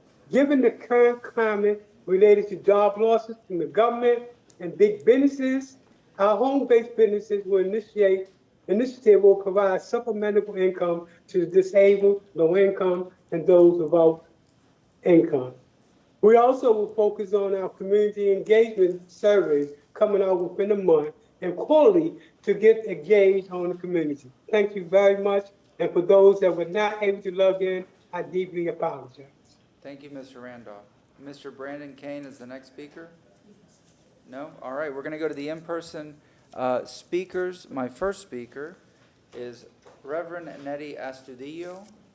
If you are here, come on up, followed by Mr. Steve Michelini and Miss Tina Adams. Yes, Miss Ma'am, go ahead. Good morning, Council. My name is Reverend Estudillo. I am here as a member of the Friends of Eds Park, a Seminole Heights community that in the last several months has been in the middle of a conflict between the neighbor developer, city staff, and Friends of the Park. The conflict is related to the city approval of a right-of-way permit, which is allowing the building of a road that won't last, whose upkeep will fall on the backs of a community that has not been consulted for its approval, into an area that for the last 50 years has been considered by the neighbors to be the part of the park, and on a floodplain which persistently floods even during rainy days. The well-being of a grand oak is also at stake, and perhaps the less fortunate Florida protected palm trees which were cut out from the right-of-way prior to the permit being submitted and granted, and who did it is still to be determined. I was able to attend 2 nights ago the public forum, and I was pleased to hear recommended changes for the code that would address many of the issues for which our community finds itself struggling with. The assessment recommends encouraging development where there is lower risk of flooding and restrictions on development in the coastal high-hazard area. The right-of-way permit will allow the developer to build a road that will service a multi-lot housing development in an AE12 floodplain. All of the road and 95% of the 5 lots the developer owns are located in this AE12 floodplain, an area that everyone in our community saw under 6 to 9 feet of storm surge in the last year. Some neighbors to this project fear the new road and proposed housing on fill will increase flooding in their homes. Use of fill, the assessment asserts, can alter drainage sites, lessen rainfall infiltration, accelerate runoff, or displace water onto neighboring properties and downstream communities. Last, another recommendation which directly impacts our community's present experience is neighborhood meeting requirements for certain applications. All of the above concerns and the increasing intimidations from the developer suffered by those who have publicly opposed the road, including myself, scream to the need for public community involvement, where both the developer and the neighborhood members are placed on an equal footing of mutual scrutiny and accountability. The lack of city support and a permit approval where the road doesn't meet code and the approval plan is full of contradictions and omissions had left all of the members calling the police, trying to find a solution and feeling frustrated without solutions. Am I done or have a second? You still have like 20 more Okay. seconds. The code, as it is today, written advantages of developers. If today we were under the lenses of the new code, I suspect that we will probably see these projects halted. There will be a way for neighbors to share their input. The developer would be encouraged to build his multi-lot development with no fill and on houses on stilts on Fern Street, an existing street on Thank you higher very ground. much. Thank you. Mr. Steve Michelini, Ms. Tina Adams, Mrs. Stephanie Pointer. Good morning, sir. Please state your name. Morning, Steve Michelini. I'm here really to speak about the stormwater issue, and I think that, there's a lot of different moving parts to this, but there are options that need to be examined which are prohibited by your existing contract with Kimmons. They only give you 3 routes, and all 3 routes direct them toward Howard. This was directed by staff in their agreement, and it did not include your motion that was unanimously made that said eliminate Bristol. Bristol is still in the contract for consideration. Let me show you what maintenance looks like on these ditches. There's trees growing in them. I think one of the things that needs to be identified is how many crews are operating to clean the ditches and culverts that are existing. I understand that a number of other neighborhoods are looking at this in terms of the city didn't maintain the ditches and that they are looking for some kind of compensation to compensate them for the damages that was done to their to their homes. You also made discussions about avoiding Howard, and that's not included in this direction. And an amendment needs to be made, and it has to be made from the council to allow for other options. We're not saying that it has to be directed to another option, but simply to allow the other options to be explored. In the last 2 weeks, you've received 120 pages of documents, one from the attorney and another one from the Homeowner Association that was delivered to you all on Wednesday that outlines the contradictions and the errors that are included in the current presentation regarding the South Howard project. When you're talking about listening to the engineer's report, which engineers are you listening to? The ones that are hired privately by the neighbors and the businesses, or only the ones that were hired by the city and were just presented to you from plans that were over 3 or 4 years old? The only common element here is we all want the problem solved. We're not trying to kill the project. Look at the options that make the most sense. Get the maintenance out there and start restoring these ditches and make them function again. They simply are non-functional. And when we get stormwater and the design that they have now, when you get it, The new plan only covers 3 inches of rain. It's a summer storm. It's not a major event. Current development criteria says you have to design to a 25-year storm for private development. That criteria should also be in there, but it's not. No access has been provided in the current plan for operations, and they're estimating 2 to 3 months for these businesses and the homeowners to be inconvenienced and shut down. Safety concerns are also a primary issue here. Thank you very much, sir. Thank you. All right, Mrs. Tina Adams, Mrs. Stephanie Pointer, Miss Valerie Bullock. Good morning, ma'am. Hi, good morning. I just want to say thank you for allowing me to be heard, and thank you for giving my neighbors, my family, and myself hope. Hope for a time when our homes won't flood and our streets won't flood during afternoon storms. Hope that we'll be safe in our homes. Hope for a new and improved infrastructure system and stormwater system that helps us and not destroys our homes. That is what the South Howard Flood Relief Project will do. On October 10th, we found out, that was the day we found out just how inadequate and outdated our stormwater system is. No amount of maintenance can fix it. That would be nice if it would, because that would be quick, but this is a big problem. It's not going to have a quick fix. So let's just give this project all of our attention and all of our resources. But I don't want just the resources for my neighborhood. I realize that there's a lot of flooding all over Tampa, and we need to solve this problem.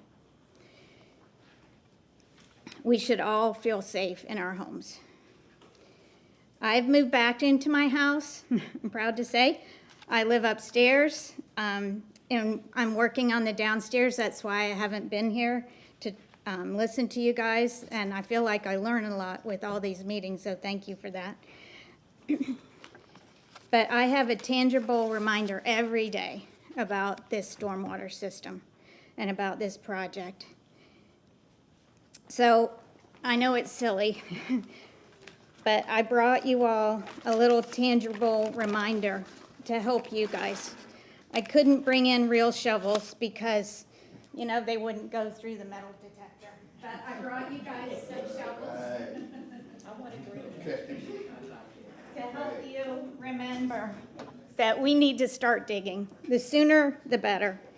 And I want to make it clear that I just want the most effective route that's the most efficient, that's the most cost efficient, because I realize there are a lot of areas that need flood relief, and it's going to cost a lot of money, from Forest Hills to Palmacia Pines to what we just heard about in Seminole Heights to the West Shore District, and everybody deserves your help and needs it. Thank you. Yes, ma'am. Thank you very much. Mrs. Stephanie Pointer, Miss Valerie Bullock, Mr. Abdullah. Good morning, ma'am.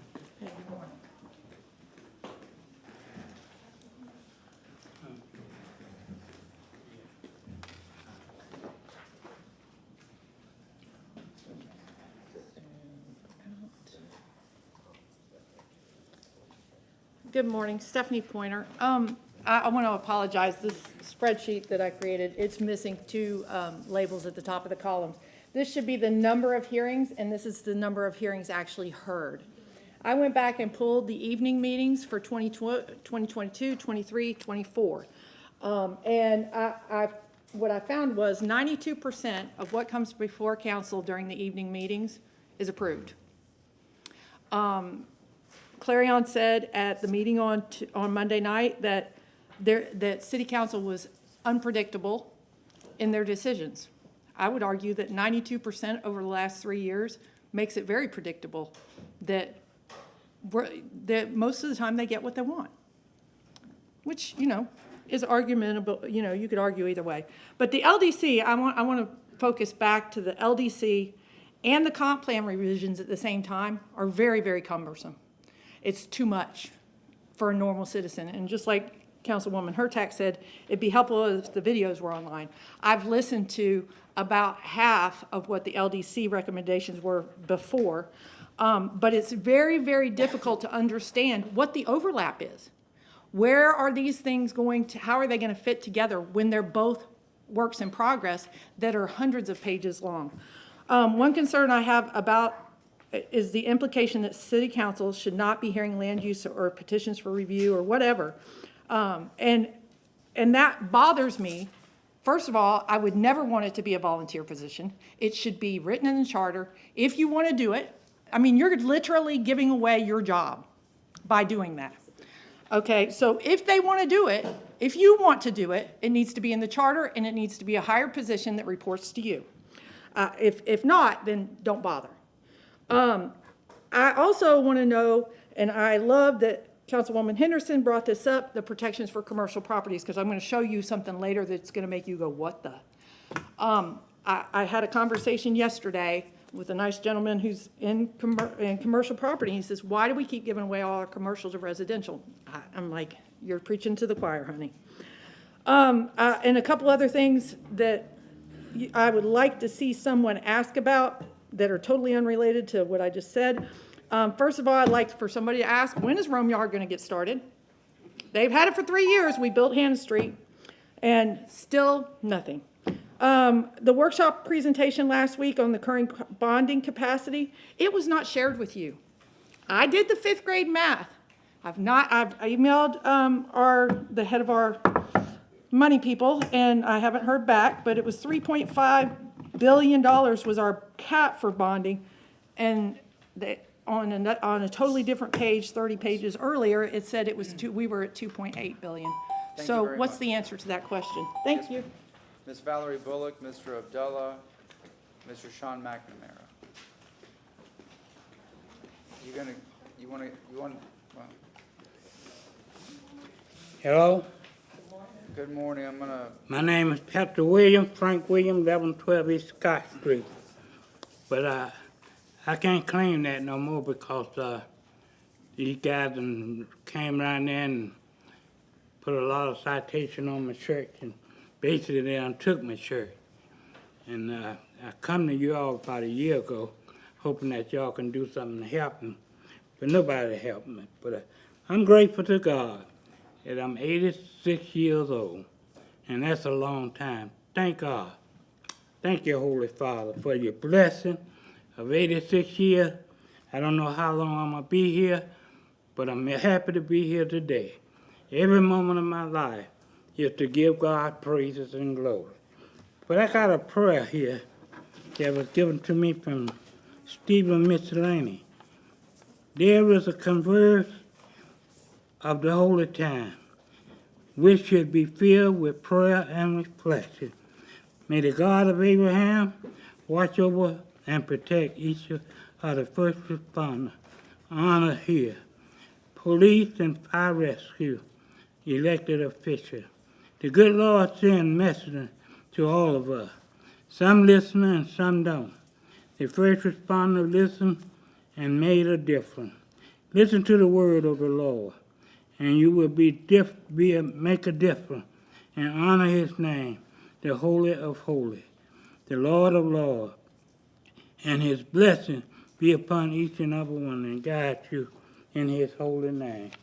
You know, Brother Stephen, thanks for that prayer, and I'm happy that he respects me, knowing that I'm a man of God and try to do the truth. But the truth don't prevail everywhere. A lot of people can care less about Jesus Christ and can care less about God Almighty. But you know what? My first priority is to love God with all of my heart. And my first priority to love Jesus Christ, who's my Lord and Savior. And so basically this is what I have to say. We have to stop looking at people the way they look.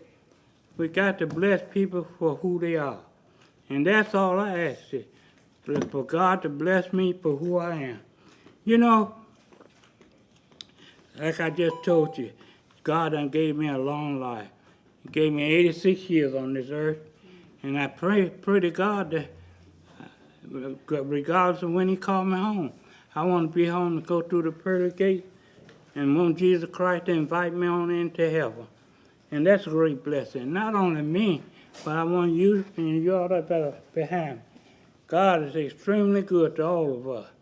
We know that the United States of America is no longer the United States of America. What it is now should be called the divided state of America. Thank you very much, sir. Well, I know you want to hurry and get me down from here, but I know I got a limited amount of time. But can you give me another 3 minutes? No, sir, I have a lot of people that are waiting in line. Thank you very much, Pastor Williams. Our next speaker is Valerie Bullock, Mr. Abdullah, Sean McNamara. Uhuru Mentiznot, before you start the time, you guys need to get a system by whereas people can sign in because you're calling the names all over the place. I was one of the first ones here, my name's not called. Why is that? Because you don't have a system. Bureaucracy, city government. But if you can start the time now, Mentiznot, Tampa, Florida, what I like to say is, you're not gonna solve any problems in this city. You're not going to solve any problems with flooding, stormwater, crime, violence, whatsoever it may be. You're not going to solve any problem. Poverty, war, health care. Why? Because you disrespect God. You got a lot of fools come right to this counter right here, and they say he, but God is a she. How could God be a man? That don't even make any sense. Makes absolutely, positively no sense. That y'all allow people to come to this counter and say God is a he. You need to pass a resolution to ban that. That if you come to this counter, if you come to this podium, you have to acknowledge that God is a she. That makes sense. That makes a lot of sense. Ignorant. Straight up ignorant. Nothing more, nothing less. It's about time you get the world going in the right direction and think properly. But what I'm here to talk about today is not that. I'm here to talk about, if you can show this on the screen, if you can see it.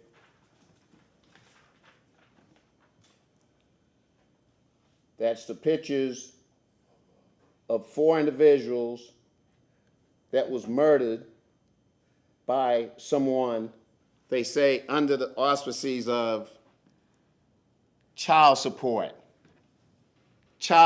enforcement.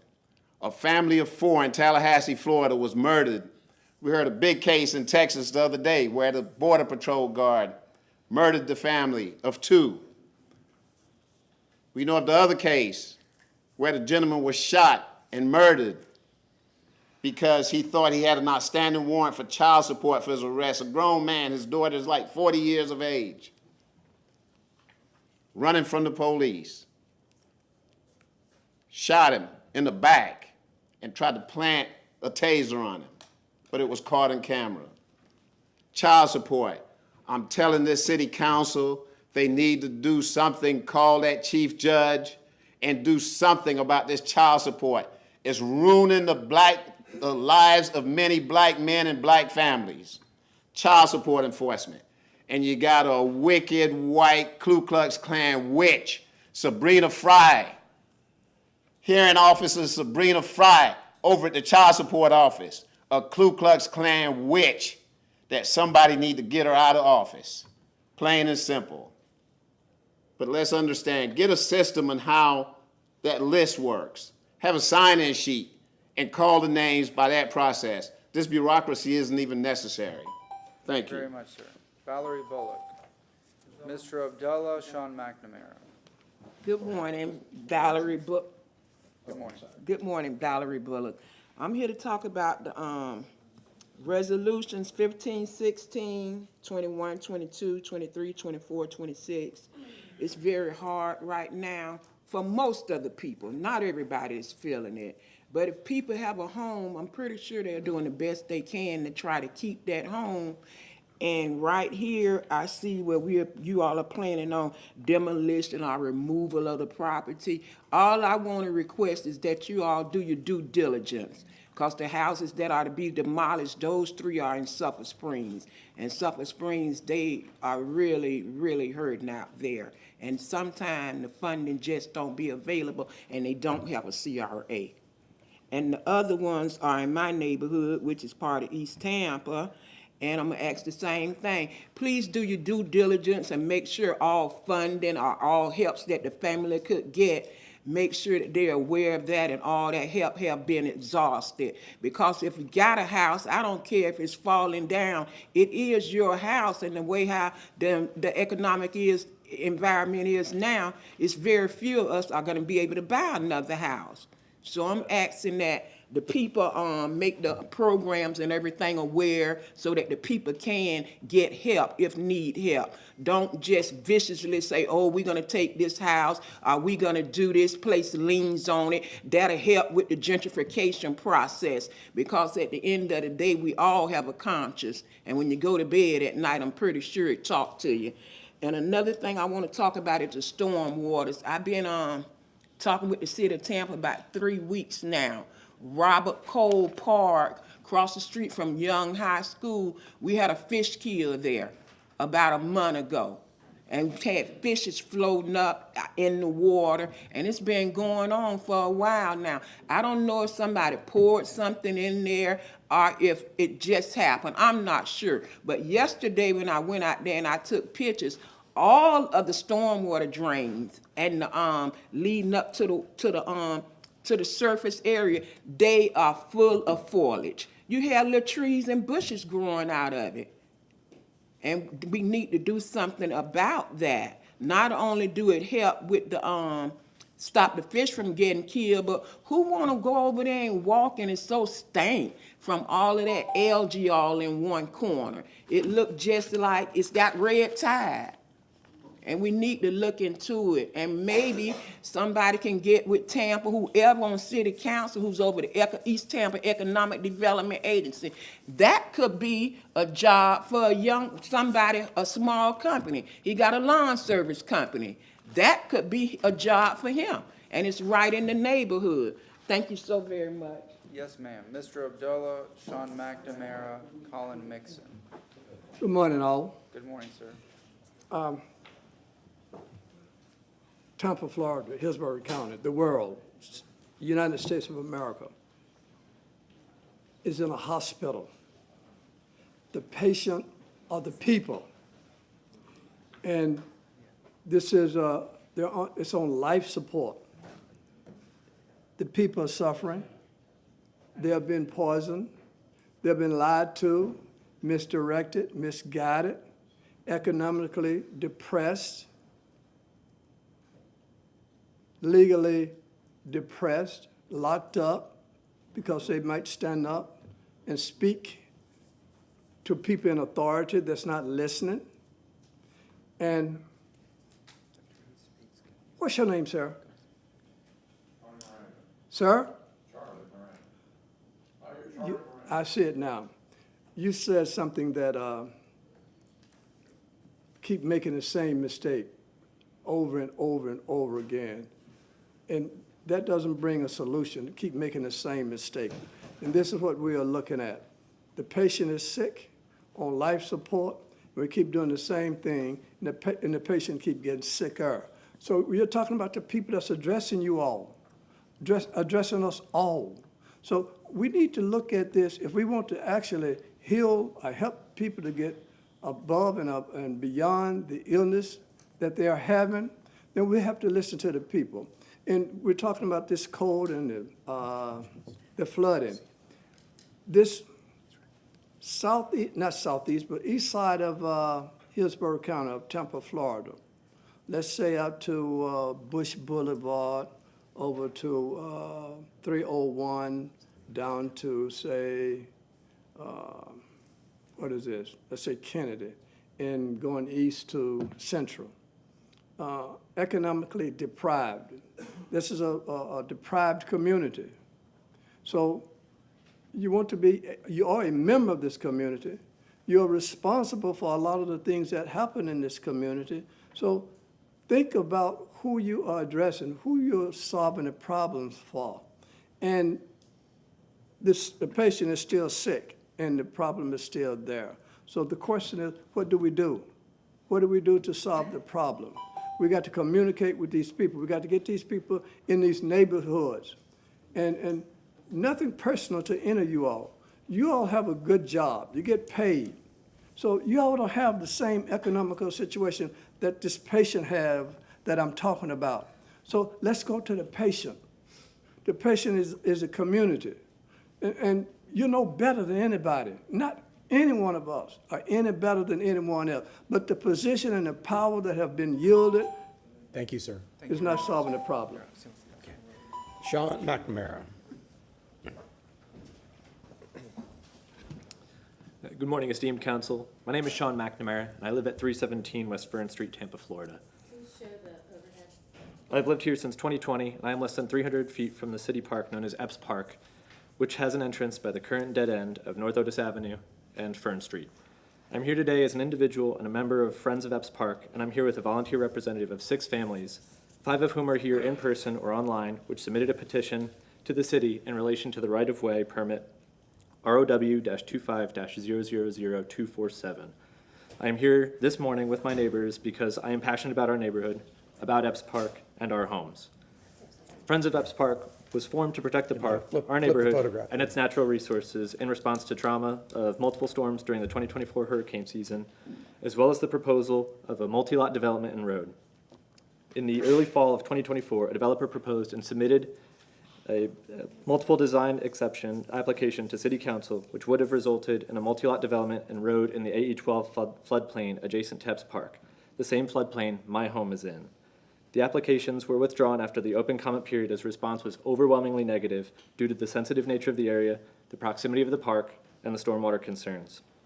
After withdrawal of those applications, the area is hit by Tropical Storm Helene and Hurricane Milton. These storms flooded homes on North River Boulevard and Fern Street. Even as of today's date, homes sit on Fern Street, storm damaged or vacant due to flooding, including my own. My wife and I have been displaced from our home since September of 2024 after flooding from Hurricane Helene filled our home with over 2 feet of water. In January 2025, the same developer which withdrew its design exception application submitted the road piece of the development via permit application ROW-25-000247. The application set forth to pave and improve existing North Park Annex River Boulevard right-of-way from the terminus of the existing one-lane gravel section at 6307 River Boulevard south to the connection with Otis Avenue, and modify existing stormwater collection box from curb inlet to top inlet. The right-of-way, which the developer seeks to pave and improve, has not been open, as it has been closed for 75 years per the City of Tampa's archived maps. Because it is closed, there is a dead end at this current storm drain. The Friends of Epps Park engaged in the permit application process, even though there was not a mechanism to do so, because again, the same concerns were at issue: development in a floodplain, stormwater impacts, and protection of the park. In fact, Friends of Epps Park met with the City of Tampa on February 7th of 2025, and staff agreed that this newly proposed road would not last, and yet the city would maintain it. Tax dollars would maintain it. Tax dollars of the very individuals sitting here today voicing their concerns against approval of this permit. Tax dollars being spent to benefit of a developer at the expense and risk to the residents that are already suffering. Thank you for your time. Yes, sir, thank you very much. Colin Mixon, Anna Kirkpatrick, Matthew Raddick. Yes, sir. Good morning. Please state your name. Good morning. Colin Mixon. Picking off from where Mr. McNamara left off, the main concerns voiced to the City of Tampa about the impact of the approval of this permit were the creation of a paved road and multi-lot development within a special hazard flood area, change of existing stormwater collection raised box to a drop inlet, which decreases capacity of stormwater collection by 60%, based on the calculations of a 40-year stormwater engineer by the name of Ron Giovanelli, who spoke with staff on February 7th, 2025, prior to the approval of the permit. This creates an additional amount of stormwater which will unduly impact the surrounding properties and areas. Just a moment. Oh, there it is. We didn't see it on the big screen. Keep going. Sorry, sir. Will impact the surrounding property areas with severe erosion and obviously flooding. Failure of the developer applicant to adhere to the city staff's own requirement, and I'm sorry, this is continuing with the concerns we raised to the City of Tampa. The developer failed to adhere to the city staff's own requirements that certain items be done prior to the issuance of the permit, such as confirmation as to whether there was a natural spring in the right-of-way area and confirming whether other governmental entities have jurisdiction given the environmental and stormwater concerns. Another concern, approval of a proposed 2.16 and 2.10 right-of-way improvement structural number, structural coefficient, which is well below the city code, which has a requirement of 2.30. Ongoing significant and frequent maintenance of the planned road located all within the AE12 flood area, which will be done in perpetuity by the city of Tampa at the expense of taxpayer dollars.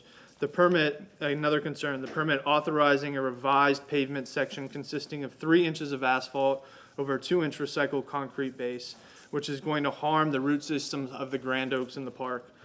Despite these concerns, the permit was approved on February 20th, 2025, and when asked about the avenue to appeal, we were advised that there was not an avenue to appeal a right-of-way permit, which is governed by Chapter 22.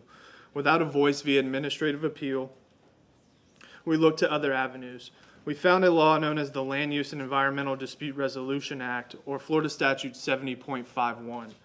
This act allows an owner who believes that a development permit or order either unreasonably or unfairly burdens the use of the owner's real property may apply within 30 days after receipt of the order or notice of the government action. So we initiated that proceeding. The city attorney on behalf of the mayor denied the petition, citing that they would not entertain individuals who submitted the petition, the landowners, who have experienced firsthand impacts of the flooding. The owners apparently have no recourse or appeal despite the development permit's impact on the property due to the stormwater reduction. And it's important to note in that statute, it says this needs to be liberally interpreted, and it wasn't. Thank you, sir. Anna Kirkpatrick, Matthew Radick, Sandra Pardue. Yes, ma'am, please say your name. Anna Kirkpatrick. Thank you, council. Continuing off of Colin Mixon, we did implore the city attorney to construe the act liberally as to the definition of owners under that statute, which essentially would allow the city to engage in an alternative dispute mechanism and a neutral magistrate as it relates to this right-of-way permit. But in fact, we are more than unheard about our concerns regarding the impact of the right-of-way. The city has ignored our concerns about the action of the agent of the applicant towards anyone that voices opposition to either the design exemptions, which were spoken about by Mr. McNamara, or the right-of-way permit. I'm a Florida barred attorney, and I assisted my neighbors as an individual in finding this law, helping them find an avenue because there was none. And so I ultimately communicated with the city attorney, so my email became public record. I received an email to my work email from the agent for the applicant, copying the city attorney, my managing partner of an entire 150 law firm, my spouse's, Colin Mixon's employer, he's also an attorney, the partner at his firm, and another private attorney. They attached a copy of the rules of professional ethics governing Florida lawyers and called into question my ethics as an attorney. And ultimately, I was acting as an individual during the entire process. I removed those individuals from the email. He added them right back on. This is just one example of a more tame example of his behavior towards anyone that has voiced opposition, yet he has his permit, yet we are unheard. Therefore, we are here. We are asking the city council to investigate why the city of Tampa approved this right-of-way permit despite alternatives available to the developer, who is the common owner of the lots the road seeks to benefit. They could have denied this application for the reasons that we have shown via the other speakers. We asked the city and council to investigate whether the history of this right-of-way was investigated and adequately addressed by city staff. Specifically, was it determined that it was a closed right-of-way, which my understanding is there is a whole process to close a right-of-way. We finally asked the city council, elected officials here, to recommend that the mayor and the city participate in the process available to it relative to this ROW permit via Florida Statute 70.51, because ultimately the process requires that we appeal to our elected officials, and that is why we are here, because we have received a denial from the mayor. This is, ultimately a relevant issue hearing from everyone today. This is a right-of-way road that would be built in a Hillsborough River floodplain, and you've heard from my neighbors that were flooded during Helene, and there isn't even a road here at that point to divert the stormwater, and it also would change the grate system, reducing stormwater capacity by 60%. So ultimately, we ask the city council to investigate this issue, this right-of-way permit specifically, and for any relief that the city council can offer. Thank you so much. Yes, For those of you that are speaking on this issue, if you could talk to my aide, I'll have him outside. If you can just hold that before you do that. Okay. Because I would have a comment to that. Okay. Mr. Shelby, go ahead. Okay, if you continue taking public comment. Okay, and then at the end, all right. Thank you very much, ma'am. Thank you. Matthew Radick, Sandra Pardue, Dana Phil. Lisa, can you get Tim on standby? Okay, to speak with the constituents. Good morning, sir. Hey, good morning. My name is Matthew Raddick. I am also here as a Friends of Epps Park. I'm going to make a comment about Road 250000247. Building a road into Epps Park is just a bad idea. Number one, the soil cannot support the traffic. I witness cars and trucks get stuck down there all the time. It's crazy. My shoes get wet just walking down there. This photograph here you're looking at here, this is just from a summer strong storm here. This isn't a flood. This isn't the hurricane. This happens all the time. I've lived there 9 years now, and I've seen the flooding increase dramatically through the years. It's getting crazy. So, and besides all that, if this road is allowed to be built, it will introduce a through road through the park, not a dead end. It's going to be a through road. There's going to be traffic driving through this area where little kids are rolling around in the grass and playing. There's dogs running. There's mothers with their strollers. Introducing a through road through this park is just not a good idea. This road was never opened in the first place. It may have been platted back in 1926 or whenever. It was never opened, and it says so on one of those maps that she presented. Is because it's a flood, and the old timers can tell you there's a spring there on that property. It was illegally covered up. The elevated part there, which people have been using, by the way, as a parking lot for the last 75 years, should have been absorbed by the city as parking access. And there used to be a sign there the city had planted there in that lot that said, "This is Epps Park. This is where the beginning is." And then this is all changed. Another thing is this row application should not be considered without seeing the whole plan. There's a cluster of homes. He's trying to put high density into a single family home neighborhood. So why should this be considered piecemeal? Number one, why does anyone want to put a road there? There has to be a reason for it. So you need to consider the whole plan as a planned development, not just some little road so he can circumvent review by submitting all of these things piecemeal. And I will also note that the parcel of land in question was addressed as 325, 327, and 329 West Fern Street because the park is too swampy to build a road. And he applied to have the addresses changed to a non-existent road. Is my time up? You still have about 25 seconds. Okay, all right. And I'll touch on another thing Anna said about the behavior of the main applicant for this dovetail development and whatnot. I can't even walk down through the park without suffering a barrage of insults and childish remarks Thank you very by much, this sir. man. Thank you.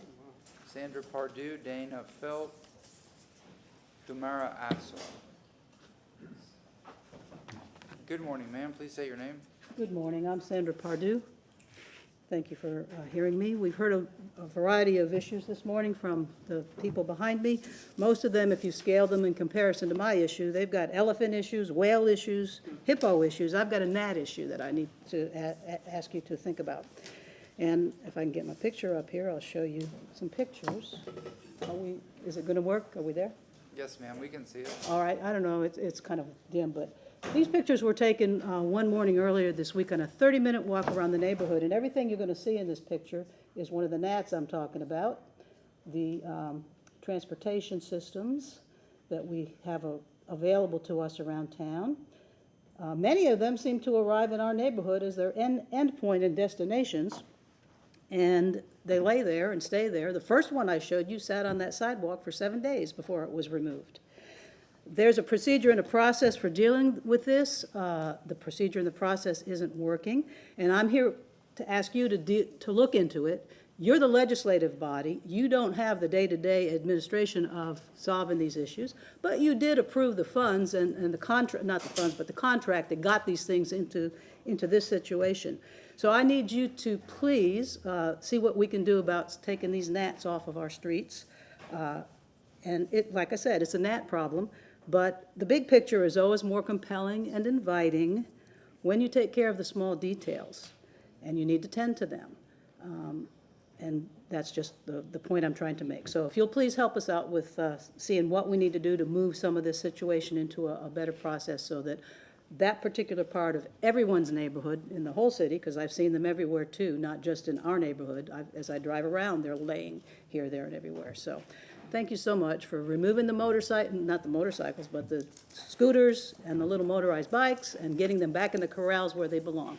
Thanks. Yes, ma'am. Thank you very much. Our next speaker is Dana Philp, Humera Afzal, and John McDonald. Yes, ma'am. Good morning. Please say your name. I'm Dana Philp, 328 West Fern Street. I was an alternate in case somebody that couldn't speak, but I want to tell you everything that has been said from the Friends of Epps Park is true and correct, and the entire community is in opposition of this. Thank you. Thank you very much, ma'am. Humera Afzal, I saw her, but she stepped out. I'll keep the card here on the side. Mr. John McDonald, Mr. Jose Vasquez, Miss Robin Locke. John McDonald, are you here? Yes. Come on up, sir, followed by Mr. Vasquez and Miss Robin Lockett.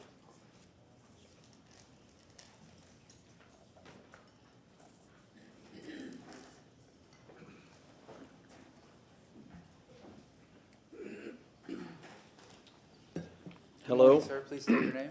John McDonald, resident, citizen, downtown Tampa. I like what the young lady said. She said, gnat problem. So I have a gnat problem. Some of you might have done this when you were younger. Put these baseball cards on your bicycle. Made the bike go vroom, vroom, loud noise, right? Guess what? There's my gnat problem. That's what they're doing today.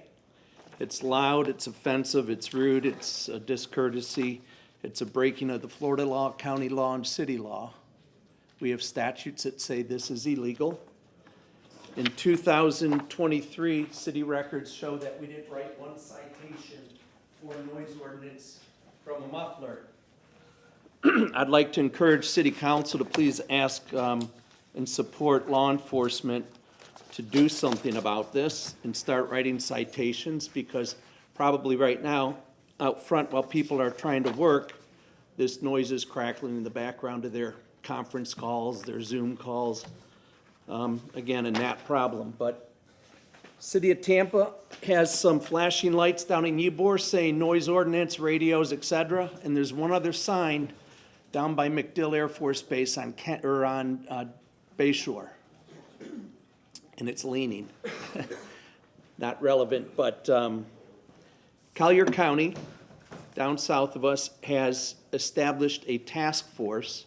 And if you go Google, YouTube, Collier County Noise Ordinance Task Force, and I forwarded this to some council members, just to listen to what they've done. We don't have to repeat the wheel here. Just hand it over to whomever is going to take on this task force and, you know, write citations, put signs up, and start to do as they've done. They go back, once they've written a citation, they'll go to the mechanic who installed it and give them a fine as well.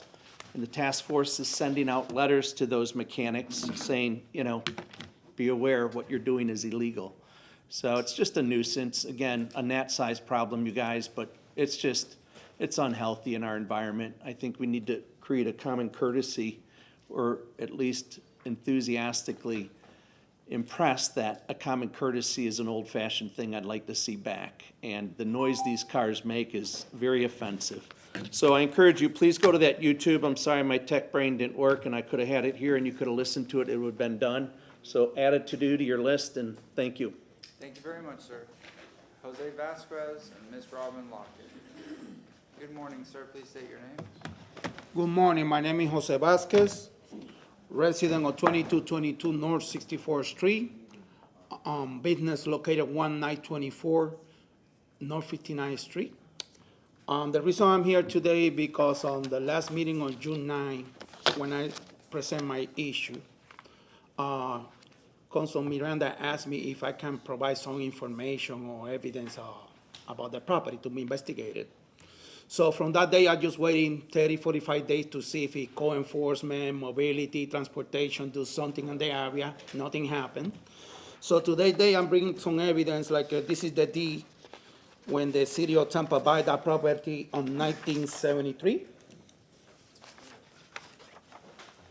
This is the evidence about property appraisal say the address of the city of Tampa and give you the description and the value of the property for $120. This is the first case I had to open when the tree fall on top of my vehicle, and you can see the communication between departments are incorrect, giving wrong address, wrong information. No matter what, this issue is over 6, 8, 9 months, and that is still causing issues. This is all the tickets I opened relative to the property belongs to the city of Tampa, about the debris and everything. Transportation review supposed to review the fence was removed. And it's another case right here from the 1999 location. My point is, I bring you a note about all the cases is being opened for the last 8 or 9 months. All this because the property belongs to the city of Tampa, 1999 North 59th Street. These two gentlemen take over and deny me legal access to the back of my property. Now, I hear a lot of people give a complaint about the problems. I understand that, but I'm not here to give you only a problem. I bring you a solution. For the last 6 months, I've been cleaning the property, put the debris up, and I open a ticket for the city of Tampa come in and pick it up, and my neighbor pile up the stuff back. My last ticket was open, like you see, 225, and they're supposed to come in and pick it up on March 4th. That don't happen.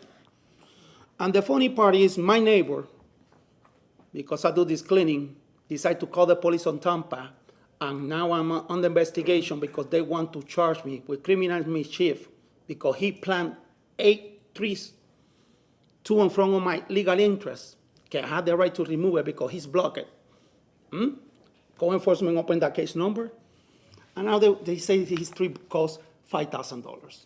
I want to know who got the right to plant that kind of amount of trees inside of the city of Tampa property with no permission, with no nursery, paperwork, et cetera, et cetera. Thank you, sir. You're welcome. No? All right. I don't see Humara asked, so that will conclude public comment. Thank you very much. Mr. Shelby, regarding item 78, I'm going to ask that we make a motion to open the public hearings when we get to it. Well, motion. Chairman, Yeah. you cannot open the public hearing. It's been misnoticed. It would have to be removed from the agenda. Item Oh, number no, I'm 7 saying open all the public hearings just to be, to cover everything, but. Okay, Okay. so we have a motion to remove item 78. It was misnoticed. We received an email from the attorney or the representative. So we have a motion and a second. Councilmember Hertog made the motion, second Councilmember Condon, all in favor? Aye. So item 78 is taken off the agenda. Let me just mark that. Councilman Miranda, would you mind moving, I'm sorry, item number 4. Mr. Yes. Chairman, just for the sake of closure, if I could just address some of the comments relative to a right-of-way permit that was issued, as the people, members of the public have stated. Just a reminder to council, I don't know if it's been distributed to all the council members, but my understanding is council has received communications regarding the situation of the right-of-way road permit issued adjacent to Epps Park. And just a reminder, council, that I have been advised by the city attorney, who has also been in communication with members of the community, and perhaps even the applicant, I don't know. But I just want to remind council that if you wish to have any inquiries, I suggest that you talk to the city attorney's office about that, rather than talk to the parties, because council should refrain from discussing a matter that either is or could very well be a subject, in a matter of litigation. So I just wanted to bring that to your attention. Thank you. Thank you very much, Mr. Shelby. Item number 4 is a reappointment by the mayor of Sean Patterson to the Human Rights Board of the City of Tampa in the industrial management position. We have a motion to approve by Councilman Miranda with the second Councilmember Henderson. All in favor? Aye. Any opposed? Councilmember Vieira, you are the Public Safety Committee Chair? Yep. Items 5 through 12? Yes, sir. All right, we have a motion from Councilman Vieira on 5 through 12. Do we have a second? Second. Second from Councilmember Clendenin. All in favor? Aye. Any opposed? Councilmember Henderson, you are the chair. Mr. Chair. Yes. Can I say something about item 32 before we vote? Wait. I'm sorry, not 32, I'm sorry, 33. 33, Madam- the Tampa Parade? Yes. All right. Go ahead, sir. Okay.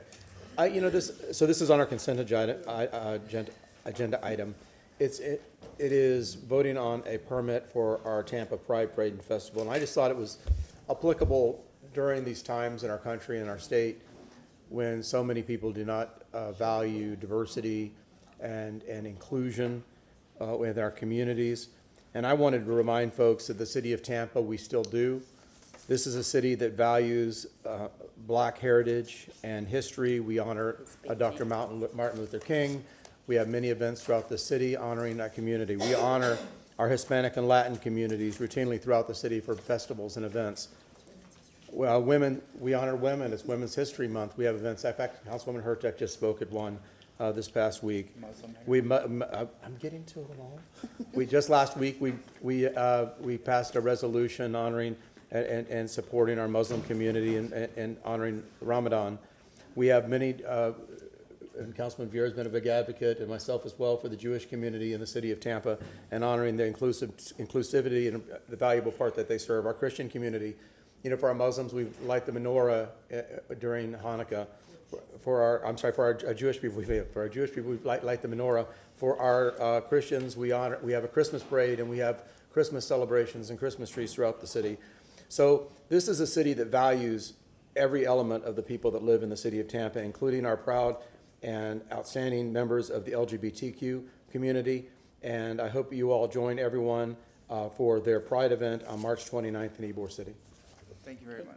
Yes, Councilman Chair. For Neighborhood and Community Affairs Committee, items 13 through 35 with removal of the 32.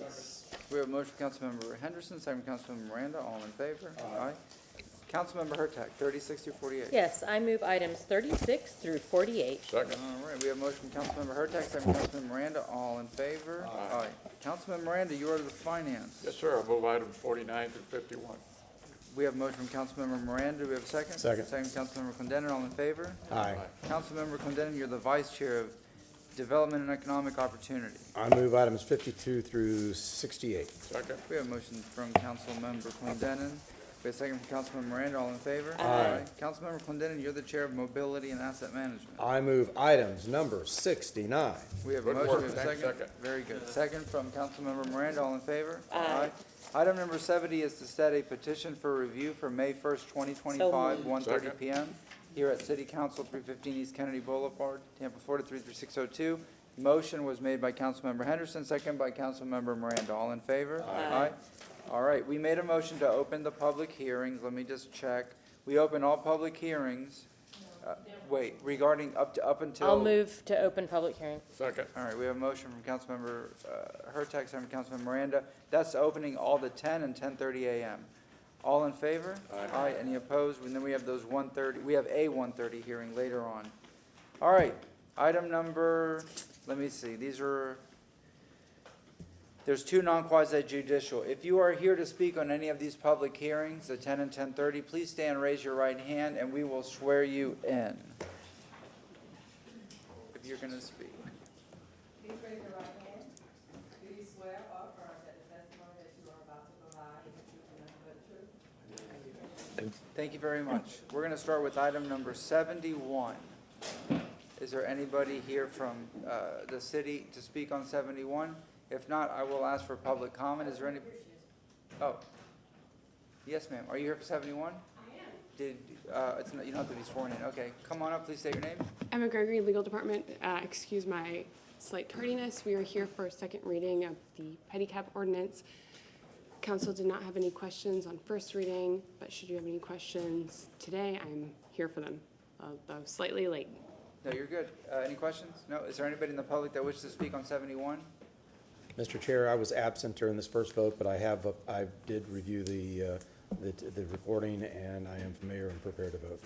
Thank you very much. All right, can I get a motion to Motion close? closed. Motion to close from Councilmember Miranda. Do we have a second? Second, Councilmember Clendenin. All in favor? Aye. Any opposed? Councilmember Miranda, would you mind reading 71? Well, if I have enough time. Lunch is at noon. Yeah, take your time. Thank you for the honor. Item number 71E, 2025, Chapter 8, 25, unanimous. That's what it was in the first vote. Clinton B. Ordinance being presented for second reading and adoption. An ordinance of the City of Tampa, Florida, relating to Pedicab and non-motorized vehicle regulation, making revision to the City of Tampa Code of Ordinance, Chapter 25, Transportation, amending Section 25-4, definition, amending Section 25-48, permit types, amending Section 25-60, reserve, amending Section 25-61, non-motorized vehicle permits, required one permit for each business or operation permitted to be attached to each vehicle, amending Section 25-62, same, application for permit, approval, denial of application, appeal permit fees, amending Section 25-63, same, adherence to plan submitted and application, required amendments to plan, modification to plans by transportation manager, amending Section 25-64, same, removal of permits, lost, destroyed permits, non-transferable replacement, and substitution, dormant permits, amending Section 25-65, same, driver's permit required, application, qualification, insurance, or denial of issuance or denial of permits, duration and renewal, revocation permits or revocation, display of permits, amending Section 25-66, same, business tax, amending Section 25-67, same, liability insurance required, form, amount of coverage, approval, amending and reimbursing Section renumbering Section 25-187 to Section 25-60, non-motorized vehicles, providing for repeal of all ordinance or parts of ordinance in conflicts therewith, providing for severability, providing an effective date. We have a motion from Councilmember Miranda, second from Councilmember Clendenin. Please record your vote.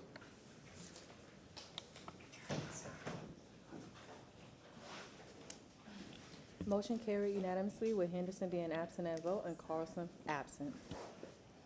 Okay. Thank you very much, Thank ma'am. you. All right, next is item number 72. Salmons Development Coordination, presenting file number BAC 25-03. This is an ordinance being presented for second reading and adoption. This ordinance is to vacate a portion of Mabry Avenue, right-of-way located north of Kennedy Boulevard, south of North B Street, east of Mabry Highway, and west of Sterling Avenue. I'm available if you have any questions. Any questions? Mr. Gardner. Stuart Gardner, 400 North Ashley Drive, here to answer any questions on both the vacating or the rezoning. Mr. Pressman, are you part of it? Yes, sir. Any questions or anything to add? No, sir, thank you. Thank you very much. Is there anybody in the public that wishes to speak on item 72? Second. I see no one. Motion to close from Councilmember Clendenin, second Councilmember Vieira. All in favor? Aye. Any opposed? Councilmember Vieira, 72. Yes, sir. Move an ordinance being presented for second reading adoption, ordinance of the City of Tampa vacating, closing, discontinuing, abandoning a portion of the Mabry Avenue right-of-way located north of Kennedy Boulevard, south of North B Street, east of Mabry Highway, and west of Sterling Avenue within the plat of Palmyra subdivision in the City of Tampa, Hillsborough County, Florida, as more fully described at Section 2 hereof, subject to certain covenants, conditions, and restrictions, as more particularly set forth herein, providing for enforcement of penalties for violations, providing for definitions, interpretation, repealing conflicts, providing for severability, providing an effective date. We have a motion from Councilmember Vieira and a second from Councilmember Miranda. Please record your vote. Motion carried unanimously with Carlson being absent. Thank you very much. All right, these are now the quasi-judicial hearings. Everybody was sworn in from my understanding so far, except the virtual folks on 77 and 74. We'll get to that when we get to that. So item number 73. and Promise Development Coordination. Item number 73 is REZ 2505. This item is a request to rezone the property located at 201 North Del Mabry Highway. The request is to rezone from planned development to planned development for storefront residential, commercial office, office business professional, retail sales, shoppers goods, restaurant, and personal services. Revisions have been completed and certified plans have been submitted to the clerk's office. I'm available if there are any questions. Any questions? No, Mr. Gardner. Sure, Gardner, 400 North Astor Drive here with Todd Pressman. Happy to answer any questions you may Any have. questions? Nope. Is there anybody in the public that wishes to speak on 73? Motion closed. We have a motion closed from Councilman Clendenin. Do we have a second? Second from Councilman Vieira. All in favor? Aye. Any opposed? Thank you very much. Councilmember Henderson, would you mind reading 73? File number VAC 2503, an ordinance being presented for second reading and adoption, an ordinance of the City of Tampa, Florida, vacating, closing, and discontinuing and abandoning a portion of Maria Avenue right-of-way located at north of Kennedy Boulevard. This is wrong, 72? Yeah, we're on 73. Oh, I apologize. I didn't mark it off on my delete. There. I have a little system. It didn't Sorry, work it's today. happened to me before. It's okay. Thank you for catching that. I appreciate it. I move file number REZ 2505, an ordinance being presented for second reading and adoption, an ordinance rezoning property in the general vicinity of 201 North Del Mabry Highway in the city of Tampa, Florida, and more particularly described in section 1 from zoning district classifications PD plan development to PD plan development storefront residential, commercial office, office business and professional, retail sales, shoppers goods, restaurant, and personal services, providing an effective date. We have a motion from Councilmember Henderson, second from Councilmember Delete. Miranda. All in favor? I'm sorry, record your vote. There you go. Motion carried unanimously with Carlson being absent and vote. All right, thank you very much. Item number 74. Good morning, Stephanie Pope, Development Coordination. Item number 74 is REZ 2447. This item is a rezoning request for the property located at 2010 East Powhatan Avenue. The request is to rezone from Seminole Heights Residential Single Family to Seminole Heights Residential Multifamily. I'm available if you have any questions. Any questions? Ma'am, are you Marta Velasquez? Yes. Okay, and you were sworn in. All right, and there's no questions? Ma'am, come on up and you can present. Okay. No, come closer to the microphone. Oh, closer? Yeah. Okay. Please state your name. Marta Velasquez, Okay, go ahead. and I'm here for 2010 Powhatan Avenue. I just want to tell that the house will look better than it is now after, we get the approval. Okay. Any questions for the applicant? Is there anybody in the public that wishes to speak on 74? Motion closed. We have a motion closed from Councilman Clendenin. Do we have a second? Second. Second from Councilman Miranda. All in favor? Aye. Any opposed? Councilman Councilmember Miranda, 74. Item number 74, Mr. Chairman, file number REZ 24/47. Ordinance being for second reading and approval. An ordinance rezoning property in general vicinity of 2010 East Powhatan Avenue, the city of Tampa, Florida, more particularly described in section 1 for zoning district classification SHRS, Seminole Heights Residential Single Family, to SHRM, Seminole Heights Residential Multifamily, providing an effective date. We have a motion from Councilmember Miranda, second from Councilman Vieira. Please record your vote.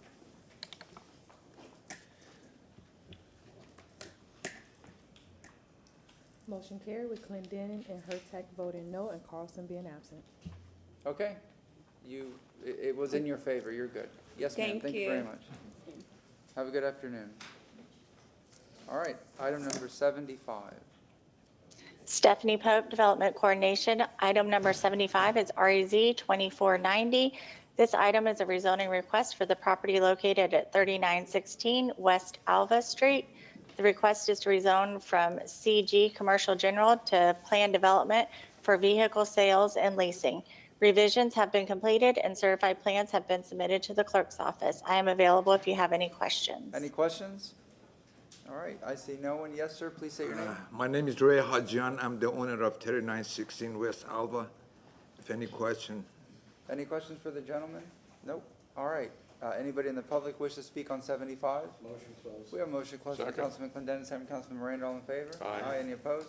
Councilman Clendenin, would you like to read 75? Sure. Thank you, Council. I move file number RAZ 2490, an ordinance being presented for second reading and adoption, an ordinance rezoning property in the general vicinity of 3916 West Alva Street in the city of Tampa, Florida, and more particularly described in Section 1 from zoning districts classifications, CG, Commercial General to PD Plan Development, Vehicle Sales and Leasing, providing an effective date. We have a motion from Councilman Clendenin, second by Councilman Vieira. Please record your vote. Motion carried unanimously with Carlson being absent. Thank you very much, sir. Thank you. Yes, sir. All right, item number 76. St. Thomas Development Coordination. Item number 76 is RAZ 2496. This item is a rezoning request of the property located at 3212 West Marlin Avenue. The request is to rezone from residential single-family 60 to residential single-family 50. Since this is a Euclidean rezoning, there is no site plan or revisions. I'm available if there are any questions. Any questions? I see none. Yes, ma'am. Please state your name. Eileen Rosario. I'm here representing the client for 3212 West Marlin. I'm here if you have any questions, and I thank you. Any questions? Anybody in the public wish to speak on 76? Motion closed. We have a motion Second. closed from Councilman Clendenin, second from Councilman Miranda. All in favor? Aye. Any opposed? Councilmember Hurtak. Yes, file number REZ 24-96, an ordinance rezoning property in the general vicinity of 3212 West Marlin Avenue in the city of Tampa, Florida, and more particularly described in Section 1 from zoning district classification RS60 residential single family to RS50 residential single family, providing an effective date. We have a motion. Do we have a second? Second from Councilmember Clendenin. Please record your vote.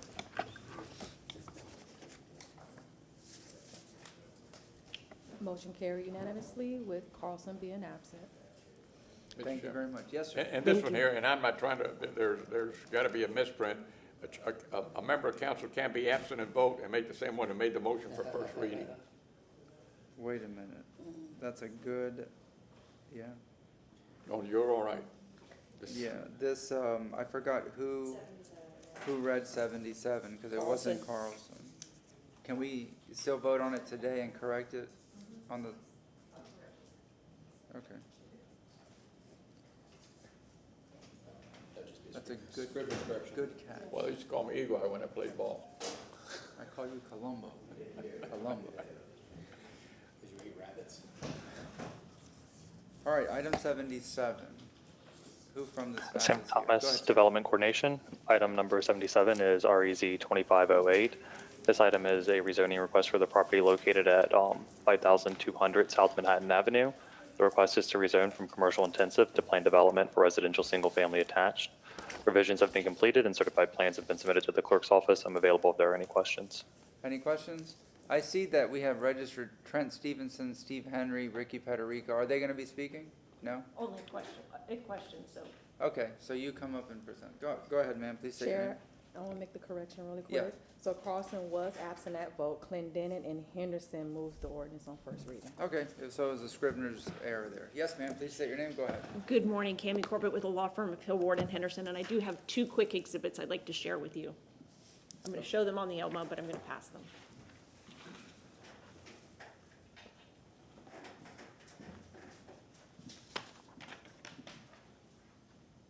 The first one just shows the areas where we made the changes on the revision sheet.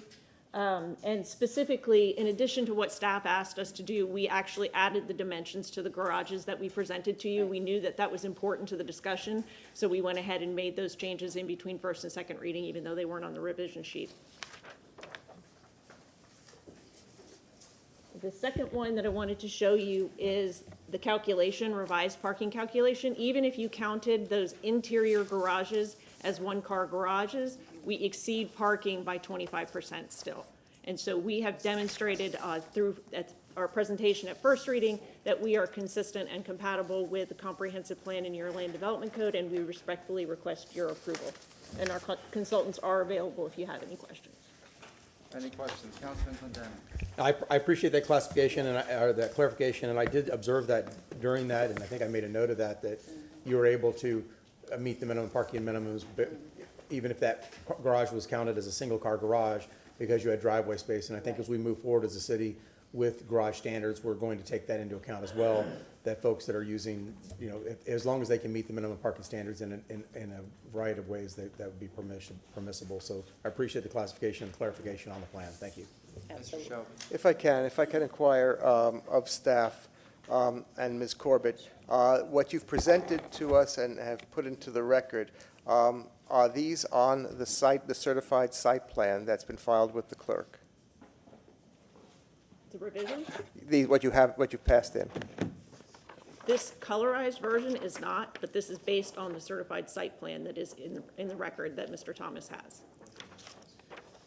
With the dimensions, is that Yes, correct? with Okay. the dimensions. Yeah, okay, I just want to be clear that, Yes. that the certified site Yes. plan reflects these Yes. documents. Thank you. Yes, it does. All righty, public comment. Yes, ma'am.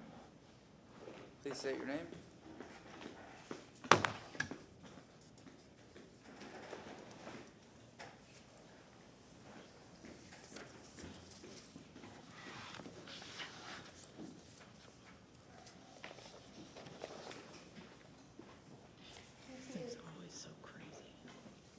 Thank you very much. So we get a pink and a dark pink? It's just the same.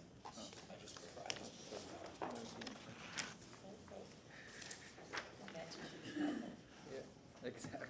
I'm gonna take this to my little one. Yes, ma'am, please state your name, go ahead. Good morning, Stephanie Pointer. I appreciate that the applicant fixed the garages on the project. I really think that was honorable thing to do, and I do appreciate that. But the encroachment on our industrial commercial land south of Gandy and west of Dale Mabry has gotten to the point where it's absurd. I just gave you this spreadsheet. All of the big developments, every time I give you a list of the big developments that have come in, south of Gandy, west of Dale Mabry, since the last comprehensive plan, let's put it that way. 217 acres of land that was not residential multifamily has been converted to residential multifamily. When we have, oh, I left it back there. We have this industrial development assessment report from the Planning Commission staff, and it said, and this came out in 2020, we lost 790 acres of industrial land. A lot of what is on that list, on this pink list, was formerly industrial land. That was in 2020. We've lost an additional 100 acres of industrial land since then. This is commercial corners.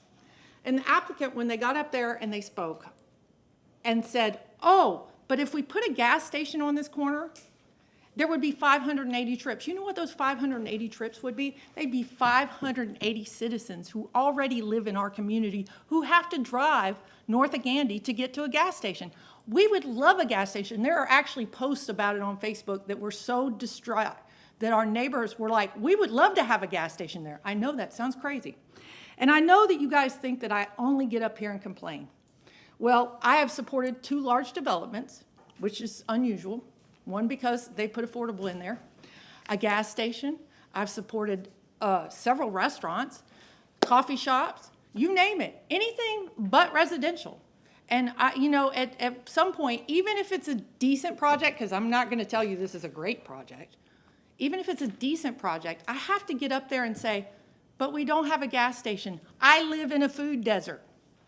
I live in a food desert. Let me say that one more time. I live in a food desert, but yet here we are again, giving away our commercial space, our industrial space for more residential for an area that does not have a gas station.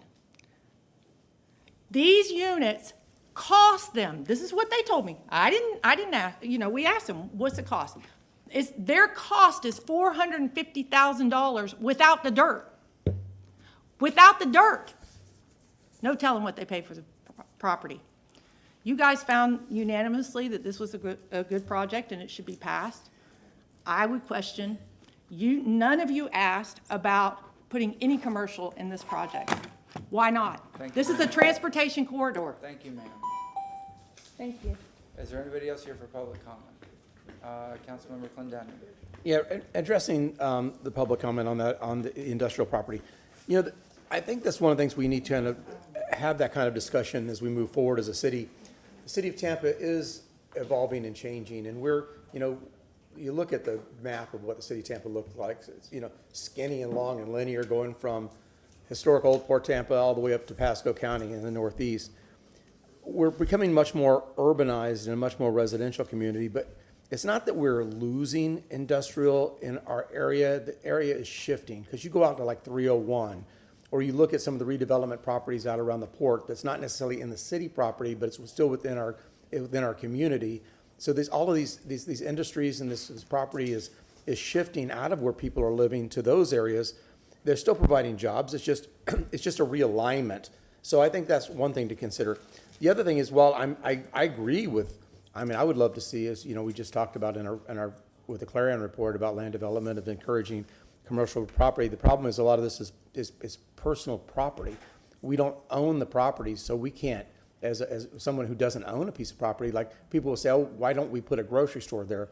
Well, I can't dictate, because it's personal property. It's personal property rights, what goes on that piece of property. And, if somebody wanted, if all y'all in South Uganda, if y'all want to buy a piece of property and open up a gas station, I'm sure we'd be applicable to that if it was on the right piece of property.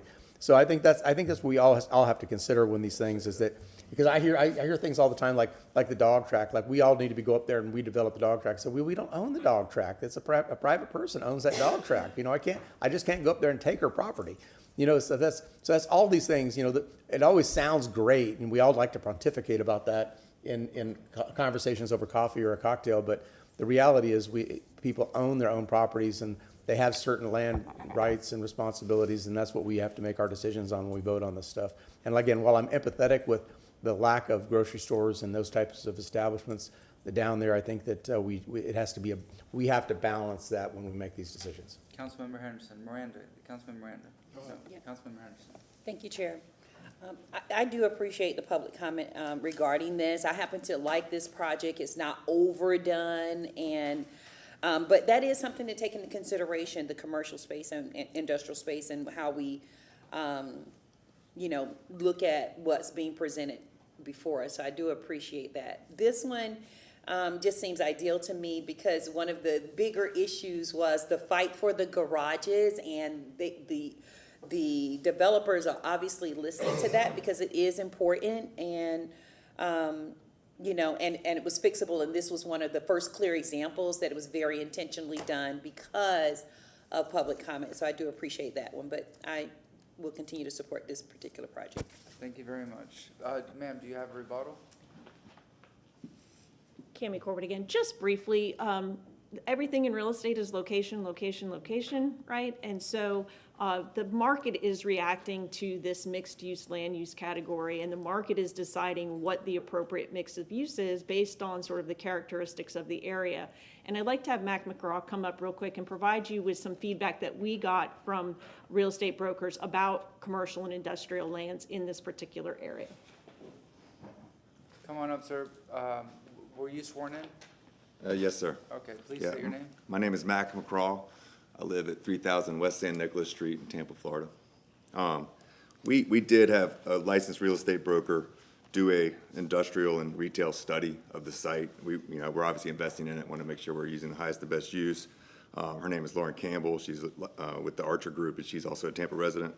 So I think from a retail standpoint, we're building a sidewalk. We're helping to connect up to Gandy, and it's very walkable to Gandy, and there's plenty of retail along the Gandy corridor. But in addition to that, she pointed out that there was just a lack of foot traffic, a lack of vehicle traffic to be supportive of retail there. And that's also shown by a pretty substantial vacancy rate for retail. When we go to industrial, it's even worse. 55% of the properties in the study area that we did, this was in your package, is this rectangle here is the study area we did. 55% of the industrial properties are vacant in that area. So there's just not a demand for it anymore. And that's mostly because the streets around our property especially don't do well with a lot of traffic, a lot of heavy industrial type traffic. They're better suited to be right off of Gandy. And I think there is an industrial project that's coming along Gandy and Ewan.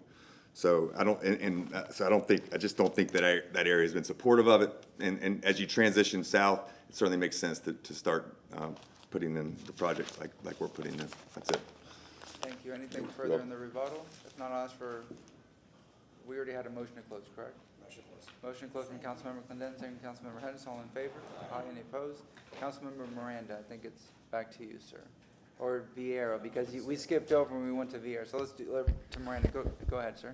Yes, sir. An ordinance rezoning proper and general vicinity of 5200 South Manhattan Avenue, the city of Tampa, Florida, more particularly described in section 1 from zoning district classification CI, commercial intensive, PD, plan development, residential, single family attached, providing effective date. We have a motion from Councilman Vieira. Do we have a second from Councilman Henderson? Please record your vote. Motion carried unanimously with Carlson being absent. Thank you very much. Okay, that settles the land use items. We can't do the 1:30 public hearing, which is 80, until we get to that, and then continue 79. We can go to staff reports. I don't know if Lori Hernandez is available for the Lisa Chesser renaming of the park. If she's not, we'll have to wait till after lunch. I know that Councilmember Miranda has a funeral at 12 o'clock to go to. So we can be mindful of that. The other items are Vic Bide and Mr. Rojero and Carl Brody. Mr. Brody's in the building. I don't know if he's listening. I don't know that we can do that in a half hour. Okay, do you want to just take a really long lunch? How about an, yeah, All right. sure. So we will break for lunch until 1:30 because we can't, well, you want to do it 1 and then pick up some items like Yeah. the Chester Park one? Yeah, Okay, let's do it. So we're going to be, well, is this for the Lisa Chester Park? If you want it to be. Let's knock it out. Yeah, let's do it. Yeah. Why not? Let's go. Yes, ma'am. Ms. Lockett, you're good? No, have a good afternoon. Good to see you. Yes, ma'am. We're going to do item 82. Okay, Michelle Van Loan, Real Estate Department. We have the PowerPoint presentation for this item.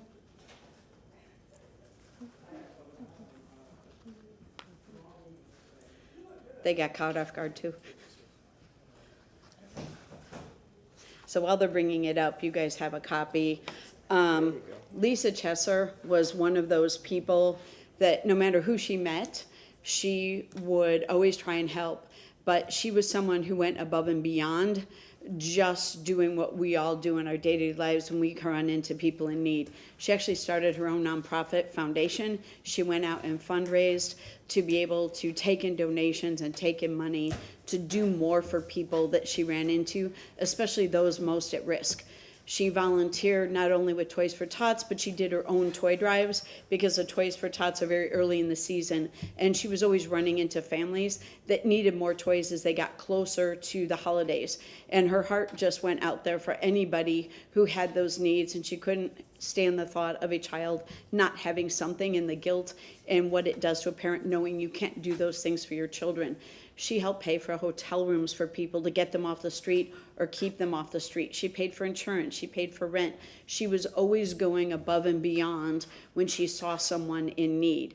She was part of the Ladies Auxiliary. She was a president for that, sending care packages to soldiers. Even after she was no longer in the leadership and even involved, she stayed involved individually and kept volunteering to help send those packages to our soldiers overseas. So this was a woman throughout her entire life who never stopped looking for ways to always give back to her community, for the Gandy Community Civic Center and everything they did for the people at risk in their neighborhood. So in reviewing all of her biography, Ms. Chesser did meet the criteria for, and all the other criteria as set out in the ordinance for a major asset renaming. This park, if we get the PowerPoint up, is located, oh, you've got, there we go.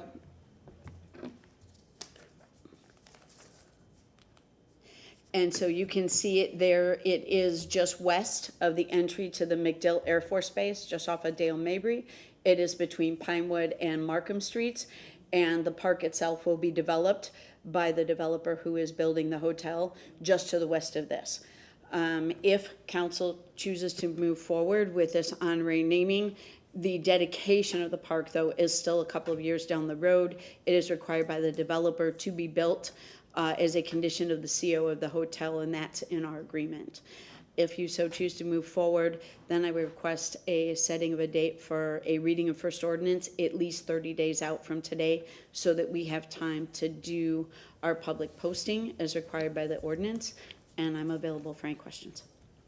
Before I go to Councilmember Hurtak and then Miranda, I've heard nothing but positive things about this individual for a long time, and not a single person against it or questioning it. Everybody's been like, when are you gonna do it? When are you gonna do it? So the people of the community are very excited. Those that knew are very excited. So I'd be totally on board to support it. Councilmember Hurtak, Councilmember Miranda.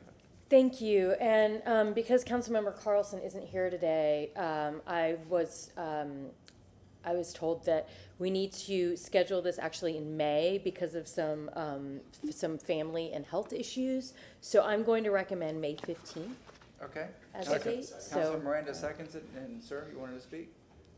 Miranda, Councilor Miranda. No, I, like you said, I have never heard any crosswords or anything negative at all, and so well deserved. All right, we have a motion and a second for May 15th under, well, first reading, correct? All right, we have a motion and a second. All in favor? Aye. Any opposed? Yes. Thank you, enjoy your lunch. If I get hit by a truck this afternoon, will you do my eulogy? Yeah, that was a very nice presentation, so. As we've talked about before, usually we investigate real estate and land. We're not used to doing due diligence and biographies on people. But whether it has been Mr. Alessi and Mr. McDonald and some of the other people that we've had the pleasure to research and get to know, sometimes posthumously, of all of their good deeds in the community, it's always very heartwarming. So I am always truly honored to come up here and do these presentations. Thank you. Thank you very much. All right, Mr. Brody, for your item, do you want to wait until after lunch, or what do you think? We can knock it out. Yeah, it's not. Carl Brody, Legal Department. I don't think it'll take, it's just, yeah.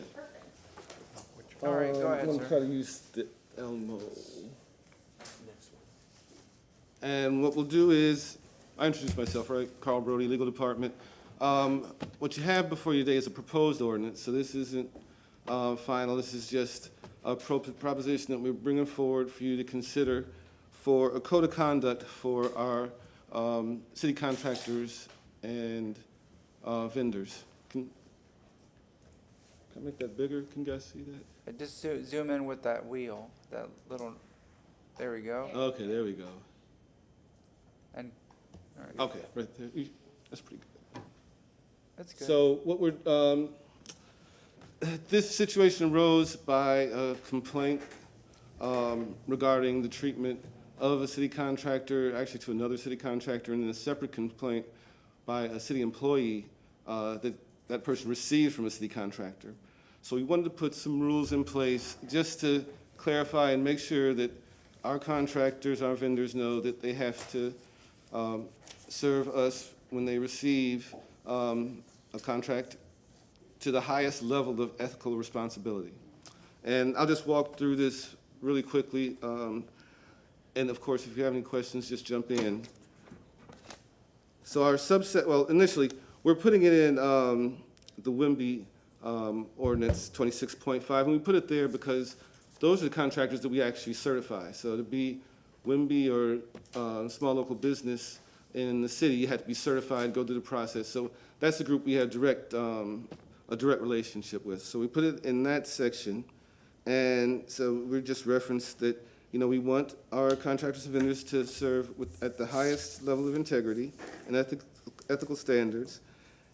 And then in sub B, what we do is we want our contractors and vendors to pass this on to their subcontractors, their employees, their agents, to know that when they're working for the city through the contractor, that they have to satisfy these standards. In sub C, we prohibit threatening language, threatening activity. And this is something that's pretty much identical to what we provide for in our personnel manual for our own city employees. So, you know, we want to have that standard apply across the board. And then in section D, again, we referenced that we want all of the contractors to serve at the highest level of ethical conduct. And importantly, we note that, you know, the other purpose is that these contractors are out there. The public doesn't really know the difference between our public contractors and vendors and our city employees. So we don't want members of the public to have a bad interaction with some of these contractors and have that fall back on us. So we've set this higher standard for them to comply with. That's the background of that. And then we're going to enforce it through the manager of EBO. She, Ms. Bertha Mitchell, has experience with this. And the thought is that, primarily, we want them to comply with these requirements. If there's a minor violation, they'll be noticed of it, that we need to comply. If there's a more serious violation, then we can take further steps on it. We also have a dispute resolution provision, and that's also in the ordinance, and it allows the manager to coordinate with the contractors to be able to come to some amicable outcome if there is disagreement between the two of them. And then, of course, there's appeal process. We always put appeal process in for due process purposes. So that's really quickly. This is the proposed ordinance. If you see anything that you want to change, just let me know now. We can make those changes and then bring this back for first reading at some time in the future.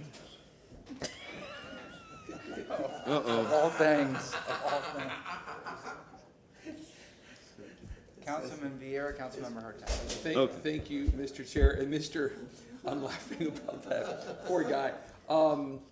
What was I gonna say? No, thank you for your work on this, Mr. Brody. We've met on this a few times, and you're always a pleasure to work with, and we've worked on other things before. Like you said, this came about with a friend of mine from my district, a very nice gentleman, a good man who encountered some very prejudiced, unfortunate behavior. And of course, there's a process for that, which myself don't have anything to do with, but we should do everything that we can do with the tools that we have. And that's what this is about, is making sure that contractors know that certain behavior will not be tolerated, that there are enforcement provisions.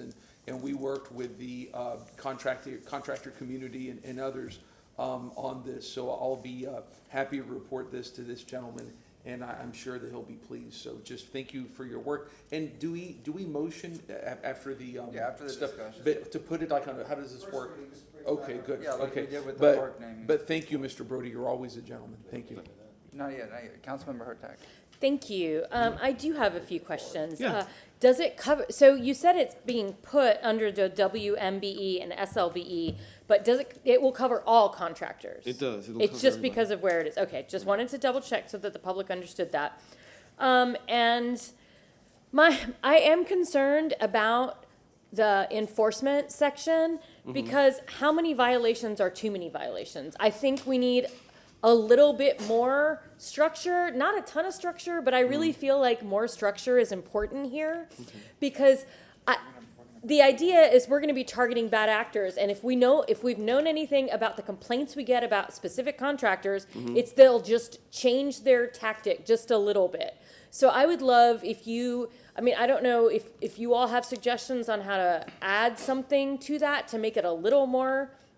And I'm happy to talk to your office about it between now and first reading. Okay. But I would love to do some type of, I don't know, again, I don't even know what kind of enforcement penalties. Is it a 3 strikes thing? Obviously, you would have different things for small infractions versus larger infractions. But I'm worried about just leaving it to sanction based on the nature of the violation alone, without at least having a number in there.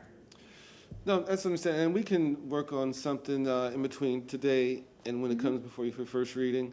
And I'll work with Bertha Mitchell, who's the manager over there at EBO, and we'll consider some other options out there. We looked at some other ordinances anyway and other rules in other jurisdictions, so we can compare and see if they have anything that's more specific in terms of providing enforcement. I appreciate that, because we can always, I would love to, feel free to send me a draft of that. I'd love to see it.